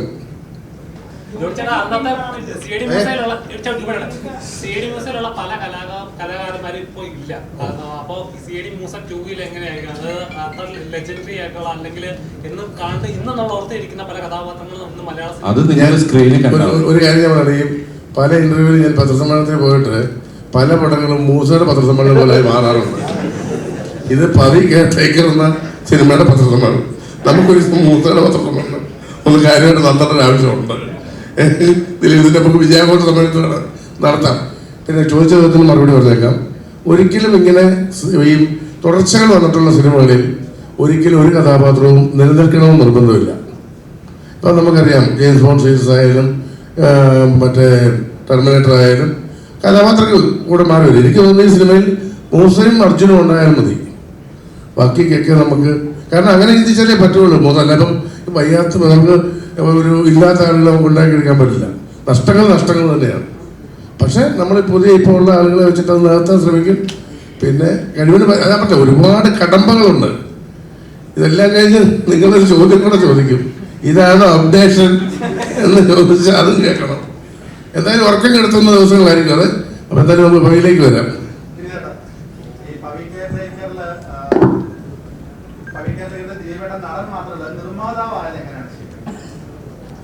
നിർമ്മാതാവായത് രാജേഷിൻ്റെ അടുത്ത് കഥ പറഞ്ഞ് കഴിഞ്ഞ ശേഷം ഞാൻ ആദ്യം രാജേഷിൻ്റെ അടുത്ത് ചോദിച്ചത് ആരാണ് രാജേഷിന് മനസ്സിൽ. കാരണം നമ്മുടെ അടുത്ത് ഒരു റൈറ്റർ കഥ പറയുമ്പോൾ അയാൾ മനസ്സിൽ സങ്കല്പിച്ച ഒരു നടനുണ്ടാവും. അപ്പോൾ അങ്ങനെ ചോദിച്ചപ്പോൾ രാജേഷിൻ്റെ മനസ്സിൽ ദിലീപേട്ടനായിരുന്നു. അപ്പോൾ രാജേഷിൻ്റെ അടുത്ത് പറഞ്ഞ മനസ്സിൽ ദിലീപേട്ടനാണ്, പക്ഷേ ദിലീപേട്ടനെ കിട്ടുമെന്ന് എനിക്ക് അറിഞ്ഞുകൂടാ. ഞാൻ പറഞ്ഞു എന്തായാലും ഞാൻ കഥ പറയും ദിലീപേട്ടൻ, ഇഷ്ടമായാൽ അദ്ദേഹം ചെയ്യും, നമുക്ക് നോക്കാം എന്ന് പറഞ്ഞിട്ടാണ് ഞാൻ ദിലീപേട്ടനെ കാണുന്നത്. ആദ്യ കാഴ്ചയിൽ ആദ്യത്തെ കേൾവിയിൽ തന്നെ കഥ ഞാൻ ആദ്യം പറഞ്ഞപ്പോൾ തന്നെ ദിലീപേട്ടന് കഥ ഇഷ്ടമാവുകയും അത് കഴിഞ്ഞിട്ട് എൻ്റെ അടുത്ത് ആദ്യം ചോദിച്ചിട്ടായിരുന്നു ആരാണ് പ്രൊഡ്യൂസർ, അങ്ങനെ മനസ്സിൽ നീ ആരെങ്കിലും കണ്ടിട്ടുണ്ടോ എന്ന് ചോദിച്ചു. ഞാൻ പറഞ്ഞില്ല, ഞാൻ ആലോചിച്ചിട്ടില്ല. ദിലീപേട്ടൻ ഈ പടം കമ്മിറ്റി ആണെങ്കിൽ ദിലീപേട്ടനെ പോലുള്ളൊരു താരം ഒരു സിനിമയിൽ ഉണ്ടെങ്കിൽ അതിനൊരു പ്രൊഡ്യൂസർ ഉണ്ടാവുക എന്ന് പറയുന്നത് വലിയ ബുദ്ധിമുട്ടുള്ള കാര്യമല്ല. അപ്പം ഞാൻ പറഞ്ഞു തീർച്ചയായിട്ടും ഞാൻ വേണമെങ്കിൽ ഞാൻ നോക്കണ്ട, ഞാൻ പ്രൊഡ്യൂസ് ചെയ്തോളാം എന്നുള്ളത് എൻ്റെ ആദ്യത്തെ മീറ്റിങ്ങിൽ തന്നെ എനിക്ക് കിട്ടിയൊരു ഉറപ്പാണ്. അത് നമ്മുടെ ഒരു കോൺഫിഡൻസിനെയും കൂടെ ഭയങ്കരമായിട്ട് ബൂസ്റ്റ് ചെയ്യുന്നൊരു കാര്യമില്ല. നമ്മളൊരു കഥ പറയാൻ ചെല്ലുകയും ആ കഥ ഇഷ്ടമായി അത് പ്രൊഡ്യൂസ് ചെയ്യാൻ കൂടെ തയ്യാറാകുമ്പോൾ നമുക്കത് വളരെ പോസിറ്റീവായിട്ടുള്ളൊരു കാര്യമായിട്ട് തോന്നും. 67 55 അത് ഞങ്ങൾക്ക് മഴ ഒരു വിഷയമായിട്ടുണ്ടായിരുന്നു. പിന്നെ ഇടയ്ക്ക് ദിലീപേട്ടൻ പ്രൊഡ്യൂസറാന്നുള്ള കാര്യം മറന്നുപോകും. അപ്പോൾ വരുന്ന സമയമൊക്കെ 10 മണിയൊക്കെ ആവും. രാവിലെ 7 മണിക്ക് ഞങ്ങൾ റെഡി ആയിട്ടിരിക്കും. ഇത് കഴിഞ്ഞിട്ട് ഈ സിനിമയ്ക്കൊക്കെ ഞാൻ 8 മണിക്കൊക്കെ എന്നെ കണ്ടിട്ടുണ്ട്. CID മ്യൂസിക് ഞാൻ 11-12 മണിക്കാണ് ചെല്ലുന്നത്. ഇത് പടത്തിന് ഇല്ലേ ജോണി? പക്ഷേ ഞാൻ ചോദിച്ചുകൊണ്ട് പറയാം, പ്രൊഡ്യൂസർ എന്നുള്ള രീതിയിൽ എനിക്ക് കിട്ടാവുന്ന ഏറ്റവും ബെസ്റ്റ് പ്രൊഡ്യൂസറാണ് ഈ സിനിമയ്ക്ക്. കാരണം എന്താ വെച്ച് കഴിഞ്ഞാൽ എനിക്ക് പല കാര്യങ്ങളും ഒരുപക്ഷെ വേറൊരു പ്രൊഡ്യൂസർ ആണെങ്കിൽ ഞാൻ കൺവിൻസ് ചെയ്യാൻ ബുദ്ധിമുട്ടുന്ന പല കാര്യങ്ങളും എനിക്ക് വളരെ ഈസി ആയിട്ട്. കാരണം ദിലീപേട്ടൻ ഒരു നടൻ പ്രൊഡ്യൂസർ എന്നുള്ളതിനപ്പുറത്ത് ഒരു സംവിധാന സഹായിയായിട്ട് വന്ന ഒരാളാണ്. അപ്പോൾ കൃത്യമായിട്ട് അറിയാം സിനിമയ്ക്ക് എന്താണ് വേണ്ടത്. ഇപ്പം ഞാൻ ഒരു ദിവസം ഷൂട്ട് തുടങ്ങി ഞങ്ങളെല്ലാം സെറ്റപ്പൊക്കെ ചെയ്ത് ഫസ്റ്റ് ഫ്രെയിം വെച്ച് ദിലീപേട്ടൻ മേക്കപ്പ് ചെയ്ത് വന്ന് കോസ്റ്റ്യൂം ഇട്ട് വന്ന് ഒരു ഷോട്ട് എടുത്ത് കഴിഞ്ഞപ്പോഴാണ് എനിക്ക് ഞാൻ ഉദ്ദേശിച്ച രീതിയിലേക്ക് ആർട്ട് വർക്ക് വന്നിട്ടില്ല അന്ന്. അത് അവരുടെ കുഴപ്പമല്ല, അന്ന് പല സാഹചര്യങ്ങളും കൊണ്ട് മഴയും മറ്റു പല വിഷയങ്ങളും കൊണ്ട് വിചാരിച്ച രീതിയിൽ അത് സെറ്റപ്പ് ചെയ്യാൻ പറ്റിയിട്ടില്ല. അപ്പോൾ ഞാൻ ദിലീപേട്ടൻ്റെ അടുത്ത് ഞാൻ ഫസ്റ്റ് ഷോട്ട് കഴിഞ്ഞതിന് ശേഷമാണ് ഞാൻ പറഞ്ഞത്, ചേട്ടാ ഞാൻ ഉദ്ദേശിച്ച രീതിയിൽ ഇത് വർക്കാവുന്നില്ല, നമുക്കിത് നാളെ എടുക്കാൻ പറ്റുമോ? നാളെ എടുക്കുക, നീ വേറെ എന്തെങ്കിലും ഒന്ന് പ്ലാൻ ചെയ്യും. അത്ര പെട്ടെന്ന് നമുക്കൊരു ആൻസർ കിട്ടുകയും, കാരണം അങ്ങനെ അടുത്തൊരു സീൻ പ്ലാൻ ചെയ്യുമ്പോൾ നമുക്ക് കുറച്ച് മണിക്കൂറുകൾ നഷ്ടമാകും. അത് ബോധ്യമുള്ളത് കൊണ്ടാണ് ഞാൻ വളരെ മടിച്ചിട്ടാണെങ്കിലും ദിലീപേട്ടൻ്റെ അടുത്ത് പറയുന്നത്. പക്ഷേ ഒരു രണ്ടാമതൊരു ആലോചന ഇല്ലാതെ തന്നെ എൻ്റെ അടുത്ത് പറഞ്ഞത് നമുക്ക് മാറ്റി ആലോചിക്കാം എന്നുള്ളതാണ്. അതുപോലെ തന്നെ ഒരു സോങ്, ഈ സിനിമയിൽ ഏറ്റവും ചാലഞ്ചിങ് ആയിട്ടുള്ള എനിക്കൊരു സോങ് ഷൂട്ട് ചെയ്യണമായിരുന്നു. അത് ഒരു ലൊക്കേഷൻ, സിംഗിൾ ലൊക്കേഷൻ, ദിലീപേട്ടൻ മാത്രമാണ് അതിനകത്ത് ആ സോങ്ങിൽ പെർഫോം ചെയ്യുന്നത്. അപ്പോൾ അതിനെ എങ്ങനെ ഓവർകം ചെയ്യാം, ആ സോങ്ങിൻ്റെ ഇമോഷൻ എങ്ങനെ കൃത്യമായിട്ട് കൊണ്ടുവരാമെന്ന് പല ആലോചനയിൽ നിന്നാണ് നമ്മൾ ഷൂട്ടിംഗ് തുടങ്ങി കുറച്ച് നേരം വർക്ക് ചെയ്ത് ബൃന്ദാ മാസ്റ്ററായിരുന്നു ഷൂട്ട് ചെയ്യുന്നത്. അപ്പോൾ കുറച്ച് കഴിഞ്ഞപ്പോൾ മാസ്റ്റർ അടുത്ത് ഞാൻ പറഞ്ഞു, മാസ്റ്റർ ഞാൻ ഉദ്ദേശിച്ച രീതിയിലല്ല ഇപ്പോൾ സോങ് മുമ്പോട്ട് പോകുന്നത്, നമുക്കൊന്ന് ബ്രേക്ക് ചെയ്തിട്ട് അടുത്ത സ്കെഡ്യൂളിൽ നമുക്ക് കണ്ടിന്യൂ ചെയ്യാം എന്ന് പറഞ്ഞ് ഞാൻ ദിലീപേട്ടൻ്റെ അടുത്ത് ഈ വിഷയം പറഞ്ഞപ്പോൾ ദിലീപേട്ടൻ, പ്രൊഡ്യൂസർ ദിലീപേട്ടനാണ് ഞാൻ പറയുന്നത്, പ്രൊഡ്യൂസർ ദിലീപേട്ടന് ഒരു രണ്ടാമതൊരു ആലോചനയില്ല. ഓക്കെ, കാരണം അത്രമാത്രം ഒരു ഡയറക്ടർ എന്നുള്ള രീതിയിൽ എനിക്ക് സപ്പോർട്ട് കിട്ടിയിട്ടുണ്ട്. ഇപ്പം വിനീത് ബ്രോ തന്നെ തിയേറ്ററിൽ ഏറ്റവും എൻജോയ് ചെയ്ത് കണ്ട ഒരു താരത്തെയാണ് ഇപ്പൊ ഈ കാലഘട്ടത്തിൽ വീണ്ടും കോമഡിക്ക് വേണ്ടി കൊണ്ടുവരിക. അപ്പോഴേക്കും ബേസിക്കലി മലയാളിയുടെ ചിരി തന്നെ മാറുന്ന ഒരു കാലഘട്ടമാണല്ലോ. അതിന്റെ ആസ്വാദനത്തിന്റെ നിലവാരം തന്നെ മാറിക്കൊണ്ടിരിക്കുന്ന ഒരു കാലഘട്ടം. അപ്പോഴേക്കും ഈ താരത്തിനെ എങ്ങനെയായിരുന്നു റീപ്ലേസ് ചെയ്യുക എന്നൊരു ചിന്തയുണ്ടല്ലോ. നമ്മളെപ്പോഴും ഒരു സിനിമ ആലോചിക്കുമ്പോൾ ഇത് ഈ കാലഘട്ടത്തിന്റെ പ്രഷറോ അല്ലെങ്കിൽ ഇത് ഈ കാലത്ത് വർക്കാവോ ഇങ്ങനെ ആലോചിച്ചിട്ടല്ല. ഞാനെന്ന് പറയുന്ന ഒരു പ്രേക്ഷകനും കൂടിയാണ്. അപ്പോൾ എനിക്ക് എൻജോയ് ചെയ്യാൻ പറ്റുന്ന ഒരു കഥയാണ് ഞാൻ സിനിമയായിട്ട് ചെയ്യുന്നത്. ഇപ്പോൾ ഡിയർ ഫ്രണ്ട് ചെയ്യുന്ന സമയത്ത് എൻ്റെ പേഴ്സണൽ ഫേവറേറ്റ് സിനിമകളിലൊന്നാണ്. അത് എനിക്കിഷ്ടമാണ് അത്തരം സിനിമകൾ എക്സിക്യൂട്ട് ചെയ്യുന്നത്. അതുകൊണ്ടാണ് ഞാൻ ആ സിനിമ ചെയ്തത്. അത് കഴിഞ്ഞിട്ട് ടോട്ടലി ഒരു എൻ്റർടൈൻമെൻറ്റ് ഒരു സ്ക്രിപ്റ്റാണ് എൻ്റെ അടുത്ത് വരുന്നത്. ആ സ്ക്രിപ്റ്റിലാണ് ഞാൻ ദിലീപേട്ടനെ പ്ലേസ് ചെയ്യുന്നത്. ദിലീപേട്ടനെ വെച്ചിട്ട് അടുത്ത സിനിമ ചെയ്യണം എന്നുള്ളൊരു പ്ലാനിൽ എൻ്റെ 3ാമത്തെ സിനിമ സംഭവിച്ചതല്ല. ഇതെൻ്റെ 2ാമത്തെ സിനിമയായിട്ടാണ് ഞാൻ തുടങ്ങിയിരുന്നത്. കാരണം ഞങ്ങളിത് 2018 അവസാനമാണ് ഞാൻ ദിലീപേട്ടൻ്റെ അടുത്ത് കഥ പറയുന്നത്. കഥ പറഞ്ഞ് നിങ്ങൾ വിചാരിക്കരുത് 2018 എഴുതിയ സ്ക്രിപ്റ്റ് ഞാൻ 2024 ഷൂട്ട് ചെയ്തതാണ്. അന്ന് തൊട്ട് ഞങ്ങൾ ഇതിൻ്റെ ഒരു 10-12 ഡ്രാഫ്റ്റുകൾ ഉണ്ടാക്കിയിട്ടുണ്ട്. രാജേഷ് എൻ്റെ അടുത്ത് 2 മാസത്തോണ്ട് ഒരു സ്ക്രിപ്റ്റ് എഴുതി തരാമെന്ന് പറഞ്ഞ് വന്ന ആളാണ്. പക്ഷേ 2 മാസം കഴിഞ്ഞപ്പോൾ ഞാൻ ഇതിൻ്റെ കറക്ഷൻ തുടങ്ങി. ഒരു മടിയില്ലാതെ രാജേഷ് ഞാൻ എന്താണോ പറയുന്നത് ബൗൺസ് ചെയ്യുന്നത് അതെനിക്ക് അതിൻ്റെ ഒരു ഇരട്ടി ഇതായിട്ട്, കാരണം അത്ര മനോഹരമായ സംഭാഷണങ്ങളുള്ളൊരു സിനിമയാണ്. അത് അപ്ഡേറ്റഡ് ആണ് എന്നുള്ളത് നമുക്ക് സിനിമ കാണുമ്പോൾ മനസ്സിലാവും. പിന്നെ ഈ സിനിമയുടെ ഒരു സ്വഭാവം, ഈ ക്യാരക്ടർ നേരത്തെ പറഞ്ഞ പോലെ പവിത്രൻ ഒരു 10-18 വർഷം ഗൾഫിൽ ജീവിച്ച് അത് കഴിഞ്ഞ് ഇവിടെ നാട്ടിലെത്തി. ഞങ്ങളുടെ ട്രെയിലറിൽ തന്നെയുണ്ട്. ഇപ്പം നേരത്തെ അദ്ദേഹം ചോദിച്ചതുപോലെ അപ്ഡേറ്റഡ് ആയിക്കൂടെ എന്ന് പവിത്രൻ്റെ അടുത്ത് ചോദിക്കുന്നുണ്ട് ഒരു കഥാപാത്രം. അപ്പോൾ അത് ആ സിനിമയിൽ ഒരു ചെറിയൊരു വിൻറ്റേജ് ദിലീപേട്ടനെ നമുക്ക് കാണാം. അതെന്തുകൊണ്ടാണെന്ന് വെച്ച് കഴിഞ്ഞാൽ ആ ക്യാരക്ടർ അങ്ങനെയാണ്. അയാൾ എവിടെയോ ഈ പറയുന്ന 90-കളിൽ 80-കളിലൊക്കെയാണ് അയാളുടെ മനസ്സിപ്പോഴും. അയാളിപ്പോഴും ആകാശവാണി കേൾക്കുന്ന ഒരാളാണ്, പഴയ ഹിന്ദി പാട്ടുകൾ കേൾക്കുന്ന ഒരാളാണ്. അയാൾക്ക് പ്രണയമോ അല്ലെങ്കിൽ മറ്റ് ഇന്നത്തെ ഒരു രീതിയിലുള്ള ഒരു ആൺപെൺ സൗഹൃദത്തെ അയാൾക്ക് ആ രീതിയിൽ നോക്കിക്കാണാൻ പറ്റില്ല. അപ്പോൾ അയാൾക്ക് അങ്ങനെയുള്ള ഒരാൾ കെയർ ടേക്കറായി നിന്നാൽ എന്തുണ്ടാവും? അല്ലെങ്കിൽ തന്നെ നമുക്കറിയാം നമ്മുടെ ബാച്ചിലേഴ്സ് ആയിട്ടുള്ള നമ്മുടെ സുഹൃത്തുക്കൾ പറയും ഇവിടുത്തെ ഫ്ലാറ്റുകളിലൊന്നിലും ഈ പറയുന്ന രീതിയിൽ ബാച്ചിലേഴ്സിന് കൊടുക്കുന്നില്ല, വളരെ അപൂർവം ഫ്ലാറ്റുകളെ കൊടുക്കുന്നുള്ളൂ. അവിടെയാണ് ഇതുപോലത്തെ ഒരു കെയർ ടേക്കർ. അപ്പോൾ അങ്ങനെ ഒരു കെയർ ടേക്കർ ഉണ്ടാകുമ്പോൾ സ്വാഭാവികമായിട്ട് അവിടെ ഉണ്ടാകുന്ന കുറേ സംഭവങ്ങൾ ഉണ്ടാവുമല്ലോ. അതാണ് അയാൾ ഒരു ഗ്രേ ഷെയ്ഡിൽ നിന്ന് തുടങ്ങി അയാളിൽ എങ്ങനെ അയാൾ അപ്ഡേറ്റഡ് ആവുന്നു എന്നുള്ളതാണ് സിനിമ. അപ്പോൾ ആ സിനിമയിൽ ഒരു വിൻറ്റേജ് സ്വഭാവം നമുക്കിങ്ങനെ കാണാം ത്രൂ ഔട്ട്. നമ്മുടെ മ്യൂസിക്കിലായാലും ഞാൻ മിഥുൻ്റെ അടുത്ത് പറഞ്ഞിരുന്നത് സോങ് ചെയ്യുന്ന സമയത്ത് ജോൺസൺ മാഷിനെ മനസ്സിൽ ധ്യാനിച്ച് തുടങ്ങിക്കോ, കാരണം നമുക്കൊരിക്കലും അതുപോലുള്ള മാസ്റ്റേഴ്സിൻ്റെ സോങ് ഉണ്ടാക്കാൻ പറ്റില്ല. പക്ഷേ നമുക്ക് അങ്ങനെയുള്ള ഒരു മ്യൂസിക് സ്ട്രക്ചറൊക്കെയാണ് ഇതിൻ്റെ ബാക്ക്ഗ്രൗണ്ട് സ്കോറിലും ഒക്കെ നമ്മൾ പലപ്പോഴും യൂസ് ചെയ്തിട്ടുള്ളത്. അത് വളരെ ഇൻട്രസ്റ്റിംഗ് ആയിട്ടാണ് യൂസ് ചെയ്യുന്നത്, അല്ലാതെ പഴയൊരു സിനിമയുടെ രീതിയിലല്ല സിനിമയുടെ പോക്ക്. അത് നിങ്ങൾക്ക് കാണുമ്പോൾ മനസ്സിലാവും. ഇവിടെ ഇപ്പൊ നമ്മള് സംസാരത്തിനിടയ്ക്ക് 2-3 പ്രാവശ്യം ചിരിച്ചില്ലേ? അല്ലെ, പൊട്ടിച്ചിരിച്ചു നമ്മൾ 2 സ്ഥലത്ത്. അത് എന്തുകൊണ്ടാ? ഈ സിറ്റുവേഷനിൽ അത് പെട്ടെന്ന് വർക്കൗട്ട് ആയതുകൊണ്ടല്ലേ? അല്ലേ? ആ ഒരു സിറ്റുവേഷൻ തമാശകള് നമുക്ക് എല്ലാവർക്കും അത് ആ ഒരു ടൈമിങ്ങിൽ നമുക്ക് കറക്റ്റ് ഇതാണ് നമ്മൾ ചിരിച്ചിട്ടുണ്ട്. അത് ഏത് കാലഘട്ടത്തും അതിൻ്റെതായ രീതിയിൽ. ഇതിൻ്റെ ആ ഒരു ട്രീറ്റ്മെൻറ്റിലാണ് കുറച്ച് വ്യത്യാസങ്ങൾ സംഭവിച്ചിരിക്കുന്നത്. സിറ്റുവേഷൻ കോമഡി എപ്പോഴും വർക്കൗട്ട് ആവുന്ന കാര്യങ്ങൾ തന്നെയാണ്, അല്ലേ? പിന്നെ ഈ കോമഡി സിനിമകളിൽ എപ്പോഴും ഞാൻ ശ്രദ്ധിച്ചിട്ടുണ്ട്, ഞാൻ പലപ്പോഴും തിയേറ്ററിൽ പൊട്ടിച്ചിരിക്കുന്ന സിനിമകൾ കാണാൻ പോയിട്ട് എനിക്ക് വളരെ അപൂർവ സ്ഥലത്താണ് ചിരിക്കുന്നത്. ചിലപ്പോൾ ആരും ചിരിക്കുന്ന സ്ഥലത്താണ് ഞാൻ ചിരിക്കുന്നത്. അപ്പോൾ എല്ലാതരം ചിരികളും ഡിമാൻഡ് ചെയ്യുന്നുണ്ട് ഈ സിനിമ. കാരണം ഒരുപക്ഷെ നിങ്ങൾ എൻജോയ് ചെയ്യുന്നതായിരിക്കില്ല തൊട്ടടുത്ത ആൾ ചിരിക്കുന്നത്. അങ്ങനെ പല കാറ്റഗറി ഓഫ് ഹ്യൂമർ ഇതിൽ വർക്കൗട്ട് ആയിട്ടുണ്ട്. ത്രൂ ഔട്ട് നിങ്ങൾക്ക് ഒരു ചെറിയ ചിരിയോടുകൂടി കണ്ടിരിക്കാൻ പറ്റുകയും ചില സ്ഥലത്തൊക്കെ പൊട്ടിച്ചിരികൾ കിട്ടാവുന്ന ഒരു സിനിമയാണ്. എവിടേക്കോ നിങ്ങളുടെ മനസ്സിനെ സ്പർശിച്ചു പോകുന്ന പവിത്രൻ ഞാൻ പറഞ്ഞില്ല, ഒരു ഗ്രേ ഷെയ്ഡിൽ തുടങ്ങി അദ്ദേഹത്തിൻ്റെ ഒരു ക്യാരക്ടർ ആർക്കുണ്ട്. അയാൾ എവിടേക്കാണോ അപ്ഡേറ്റഡ് ആവേണ്ടത് അതെങ്ങനെ അപ്ഡേറ്റഡ് ആവുന്നു എന്നുള്ളതാണ് സിനിമ. പിന്നെ ഒരു കാര്യം, നമ്മളിതൊക്കെ പറഞ്ഞുകൊണ്ട് നിങ്ങൾ എന്നാൽ പിന്നെ ചിരിപ്പിക്കടാ എന്ന് പറഞ്ഞിട്ട് അങ്ങനെ ഇരിക്കരുത്. നിങ്ങൾ വളരെ പ്ലെയിൻ ഒരു മനസ്സുമായിട്ട് പോയിട്ട് നിങ്ങൾ എൻജോയ് ചെയ്യണം, ഈ സിനിമ എൻജോയ് ചെയ്യണം എന്ന് പറഞ്ഞ് പോയിരിക്കണം. കുറ്റം കണ്ടുപിടിക്കാൻ ഇങ്ങനെ നോക്കിയിരുന്ന സിനിമ നമുക്ക് എൻജോയ് ചെയ്യാൻ പറ്റില്ല. ഞാനൊക്കെ ശരിക്കും ഏത് സിനിമ കാണുമ്പോഴും ആ സിനിമ എൻജോയ് ചെയ്യാനായിരിക്കണം. പിന്നീടാണ് ആ സിനിമ രണ്ടാമതിട്ട് കണ്ടാണ് ഇതിൻ്റെ നല്ലത് ഏതാ ചീത്ത ഏതാന്ന് പിന്നെ റെഫർ ചെയ്തുകൊണ്ടിരിക്കുന്നത്.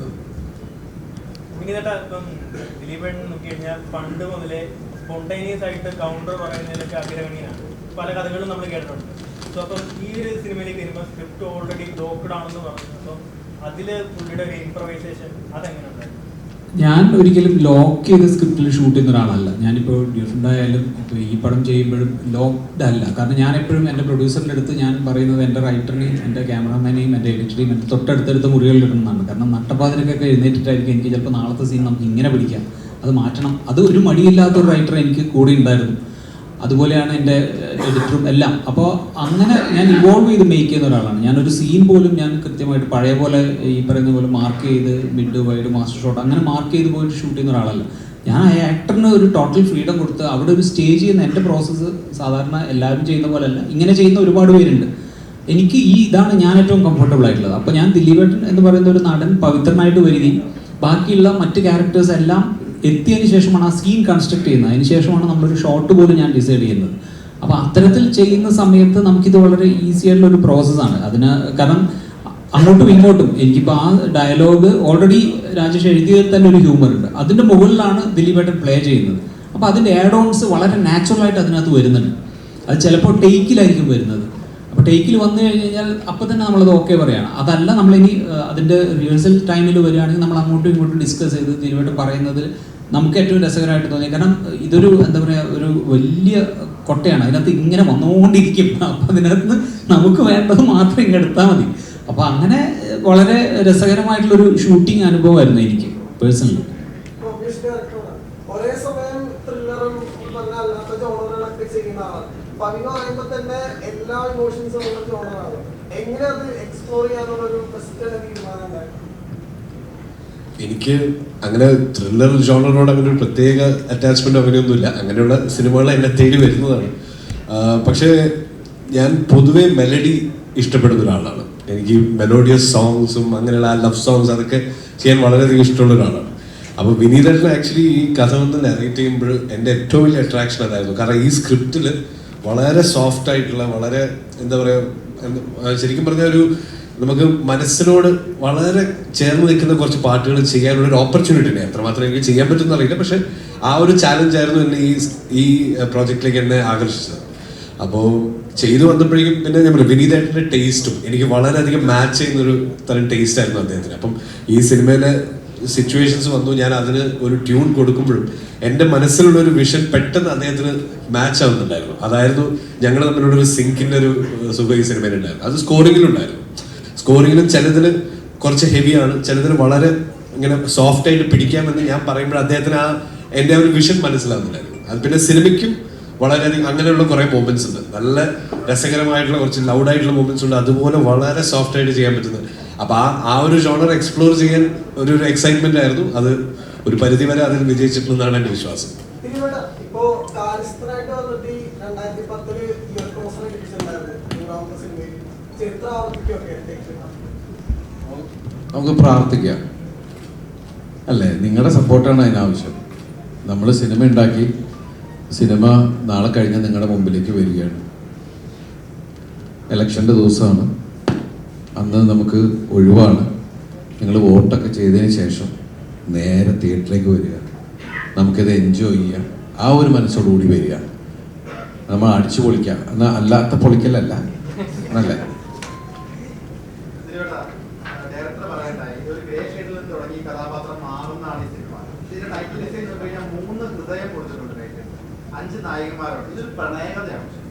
പ്രണയ കഥയാണ്. പവിത്രൻ അയാൾ ഒരിക്കലും വിചാരിക്കാത്ത ഒരവസ്ഥയിൽ അയാൾ ഒരു പ്രണയത്തിൽ പെടുന്നത് തന്നെയാണ് അതിൻ്റെ. ഇതൊരു റൊമാൻറ്റിക് കോമഡി സസ്പെൻസ് എന്നൊക്കെ പറയുന്ന സാധനങ്ങളുള്ള സംഭവം തന്നെയാണ്. ദിലീപേട്ട ഇപ്പോൾ സോഷ്യൽ മീഡിയയിൽ ഇപ്പോൾ ട്രെയിലർ ഇറങ്ങിയതിന് ശേഷം വൈറലായ ഒരു ഡയലോഗ് ഉണ്ട്. അതായത് ദിലീപേട്ടൻ സൂപ്പർ മാർക്കറ്റിലിരിക്കുമ്പോൾ പറഞ്ഞ ഡയലോഗാണ്. അതായത് ഇപ്പോൾ ഒരു ആണിനും പെണ്ണിനും പ്രണയിക്കാൻ മാത്രമല്ല, രണ്ട് സുഹൃത്തുക്കളായിട്ടും ഇരിക്കാം. അതിപ്പോൾ സോഷ്യൽ മീഡിയ നല്ല വൈറലായിക്കൊണ്ട് ഓടിക്കൊണ്ടിരിക്കുകയാണ്. ശരിക്കും അത് അങ്ങനത്തെ ഒരു മെസ്സേജ് അല്ല, അതായത് ഒരു പ്രണയം മാത്രമല്ല, അങ്ങനത്തെ ഒരു മെസ്സേജ് ഒരു സിനിമയാണോ? 100% പ്രണയം മാത്രമാണ്. ഇപ്പം അതിൽ തന്നെ പറയുന്നുണ്ടല്ലോ, ഒരാണും പെണ്ണും സംസാരിച്ചു കഴിഞ്ഞാൽ ഉടനെ അത് പ്രണയമല്ല. എനിക്ക് ഒരുപാട് സ്ത്രീ സുഹൃത്തുക്കളുള്ള ഒരാളാണ്. അതിൻ്റെ ഇടയിൽ പ്രണയമൊന്നും ഉണ്ടായില്ല. കാണുന്നവരുടെ കാഴ്ചപ്പാടിൻ്റെ വിഷയമാണ്. പക്ഷെ ഒരാണും പെണ്ണും തമ്മിൽ സംസാരിക്കാന്ന് പറഞ്ഞാൽ പണ്ടത്തെ പോലെ അല്ല. ഇപ്പം എടാന്ന് നമ്മൾ വിളിക്കുന്നത് നമ്മുടെ പെൺസുഹൃത്തിനെയാണ്. അത്രയും വ്യത്യാസങ്ങൾ സംഭവിച്ചിട്ടുണ്ട്. എടാ എടി എന്ന് വിളിക്കണമെന്ന് അതിനൊരു ഇതുമില്ല. അപ്പൊ ഭയങ്കര ബോണ്ടാണ് ശരിക്കും പറഞ്ഞാൽ ബോയ്സ് ആൻഡ് ഗേൾസ്, അല്ലെങ്കിൽ ആണും പെണ്ണും എന്ന് പറയുന്ന സംഭവം. ഭയങ്കര സപ്പോർട്ടീവായിട്ട് നിൽക്കുന്ന എത്ര സുഹൃത്തുക്കളുണ്ട് അല്ലേ? നമുക്ക് എല്ലാവർക്കും പരിചയമുള്ള കാര്യം തന്നെ. നമുക്ക് ചിലപ്പോൾ വീട്ടിൽ പറയാൻ പറ്റാത്തൊരു സങ്കടം നമ്മുടെ ആ പെൺ സുഹൃത്തിനോട് നമുക്ക് പറയാൻ പറ്റും. അവരത് കണ്ട് ഇനി അയാൾക്കൊരു എന്താ പറയുക ഫാമിലി കാര്യങ്ങളുടെ പോലെ അതിൽ സപ്പോർട്ട് ചെയ്യുന്ന എത്ര പെൺ സുഹൃത്തുക്കളുണ്ട്. അപ്പൊ അതിനകത്ത് അതെല്ലാം കൂടി പറയുന്ന ഒരു സിനിമ തന്നെയാണ് ഇത്. ശരിക്കും ഫ്രണ്ട്ഷിപ്പ് ഉണ്ട്, ലവ് ഉണ്ട് എന്നൊക്കെ പറയുന്ന ഒരു സാധനം തന്നെയാണ് സിനിമ.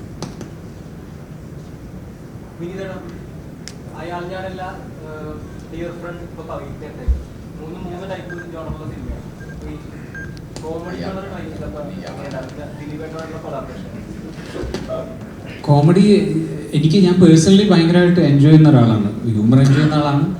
ഹ്യൂമർ അതുപോലെ ഞങ്ങളുടെ സൗഹൃദങ്ങൾ ഒത്തുചേരലൊക്കെ, കാരണം ഈ സിനിമയിൽ കാണുന്നതിൻ്റെ ഒരു 10 ഇരട്ടി തമാശ ഞാനും രാജേഷും തമ്മിൽ ഷെയർ ചെയ്യാറുണ്ട് പലപ്പോഴും. ഞങ്ങൾ ഒരുമിച്ചിരുന്നാൽ രാജേഷ് പൊതുവേ ഭയങ്കര മുരടനായിട്ടുള്ള സ്വഭാവമുള്ള ആളാണെന്നാണ് പൊതുവേ ഉള്ളൊരു സംസാരം വീട്ടിലും ഒക്കെ. പക്ഷേ അതുകൊണ്ട് പൊളിച്ചത് ഞാനാണ്. എൻ്റെ കൂടെ കൂടിയ ശേഷം ഞങ്ങൾ എഴുത്ത് തുടങ്ങിയിട്ട് ഇതിപ്പം 5 വർഷമായി. അപ്പോൾ ഇതിങ്ങനെ നിരന്തരം, അപ്പോൾ സിനിമയിൽ കാണുന്നതിനേക്കാൾ കൂടുതൽ തമാശകൾ ഒരുപാട് ഞങ്ങൾ എഴുതിയിട്ടും അതിനകത്ത് നിന്ന് ചുരുക്കിയിട്ടാണ് നമ്മൾ ഈ സിനിമയിൽ എന്ന് വിചാരിച്ച് ഇതൊരു ത്രൂ ഔട്ട് ചിരിപ്പിക്കുന്ന, ഇപ്പൊ CID മൂസ പോലുള്ളൊരു സിനിമയൊന്നും അല്ല. ഒരു വളരെ രസകരമായിട്ട് ഇങ്ങനെ കണ്ടുപോകാന്ന്. കാരണം പവിത്രൻ്റെതായിട്ടുള്ള ചില ഷാട്ടിങ്ങുകളും ചില കുരുത്തക്കേടുകളൊക്കെ ഉണ്ട്. അത് നമുക്കിങ്ങനെ രസിച്ച് കണ്ടുപോകാവുന്ന ഒരു സിനിമയാണ്. എന്നിട്ട് എവിടേക്കോ പവി നമ്മുടെ ഉള്ളിലേക്ക് കയറും. അപ്പോൾ ഇപ്പം നേരത്തെ ചോദിച്ചതുപോലെ തന്നെ ഒരു സ്ത്രീ ഒരു പെൺകുട്ടിയുമായിട്ട് നമുക്ക് എപ്പോഴും പ്രണയം അല്ലെങ്കിൽ രണ്ടുപേരും സംസാരിച്ചാൽ പ്രണയം എന്നുള്ളതിനപ്പുറത്ത് സൗഹൃദമുണ്ട്. അപ്പോൾ അത് തിരിച്ചറിയുന്ന ഒരുപാട് മൊമെന്റുകൾ, അങ്ങനെ ആ മൊമെന്റിലേക്ക് എത്തുന്നതൊക്കെയാണ്. അങ്ങനെ ഞാൻ കൂടുതൽ പറഞ്ഞു കഴിഞ്ഞാൽ സിനിമയുടെ എല്ലാ ഇതും പോകും. അപ്പോൾ നിങ്ങൾ കാണുമ്പോൾ അത് മനസ്സിലാവും. തമാശ എന്ന് പറയുന്നത് എനിക്ക് ഇഷ്ടമാണ് പേഴ്സണലി. ഇനി അടുത്തതൊരു തമാശ പടം ചെയ്യാം എന്ന് വിചാരിച്ചിട്ടല്ല. എനിക്ക് സ്ക്രിപ്റ്റ് ഭയങ്കരമായിട്ട് ഇഷ്ടമായി. ആദ്യം കഥ കേട്ടപ്പോൾ ഞാൻ പറഞ്ഞില്ലേ, ആദ്യം ഒരു സ്ക്രിപ്റ്റ് കേൾക്കുമ്പോൾ എല്ലാ പ്രേക്ഷകനാണ് അതിനകത്ത് ഇഷ്ടം വരേണ്ടത്. അപ്പം ഞാൻ ഇഷ്ടപ്പെട്ട 3 കഥകളാണ് ഞാൻ സിനിമയായിട്ട് ചെയ്തത്. അല്ലാതെ ഓരോന്ന് ഇനി അടുത്തത് മാറിപ്പിടിക്കണം അങ്ങനെ ഒരു ഫോഴ്സ്ഡ് ആയിട്ടുള്ള ഒരു ഐഡിയ ഒന്നും എനിക്കില്ലായിരുന്നു. ഞാൻ പറഞ്ഞില്ലേ, ഞാൻ 2ാമത് കമ്മിറ്റ് ചെയ്യുന്ന പടമാണിത് ചേട്ടനുമായിട്ട്. പക്ഷെ സംഭവിച്ചത് ഡിയർ ഫ്രണ്ടാണ്. കാരണം അതിനിടയിൽ കോവിഡ് വന്നപ്പോൾ ഇടയ്ക്ക് എൻ്റെ അടുത്ത് ദിലീപേട്ടൻ ചോദിച്ചു, നമുക്കിത് വേണമെങ്കിൽ ഇപ്പോൾ OTT വേണ്ടിയിട്ട് ചെയ്യാം, പക്ഷേ ഇത് OTT സിനിമയല്ല വിനീത്. അപ്പോൾ വിനീതിന് എന്താ തോന്നുന്നത്? ഞാൻ പറഞ്ഞു, ചേട്ടാ തീർച്ചയായിട്ടും ഇത് തിയേറ്ററിക്കൽ ഫിലിമാണ്. തിയേറ്ററിൽ തന്നെ ആളുകൾ അത് എൻജോയ് ചെയ്ത് കാണണം, ഒരു മാസ് ക്രൗഡിന് എൻജോയ് ആവുന്ന ഒരു സിനിമയാണ്. അങ്ങനെയാണ് നമ്മൾ എൻ്റെ 3ാമത്തെ സിനിമയായിട്ട് ഇത് മാറുന്നത്. ആ കോവിഡ് ടൈമിലാണ് ഞാൻ ഡിയർ ഫ്രണ്ട് ഷൂട്ട് ചെയ്തത്. അപ്പോൾ എനിക്കിഷ്ടപ്പെട്ട രീതിയിൽ തന്നെയുള്ളൊരു തമാശയാണ്, അല്ലാതെ ഞാൻ നിർബന്ധപൂർവ്വം തമാശ സിനിമ ചെയ്തതല്ല.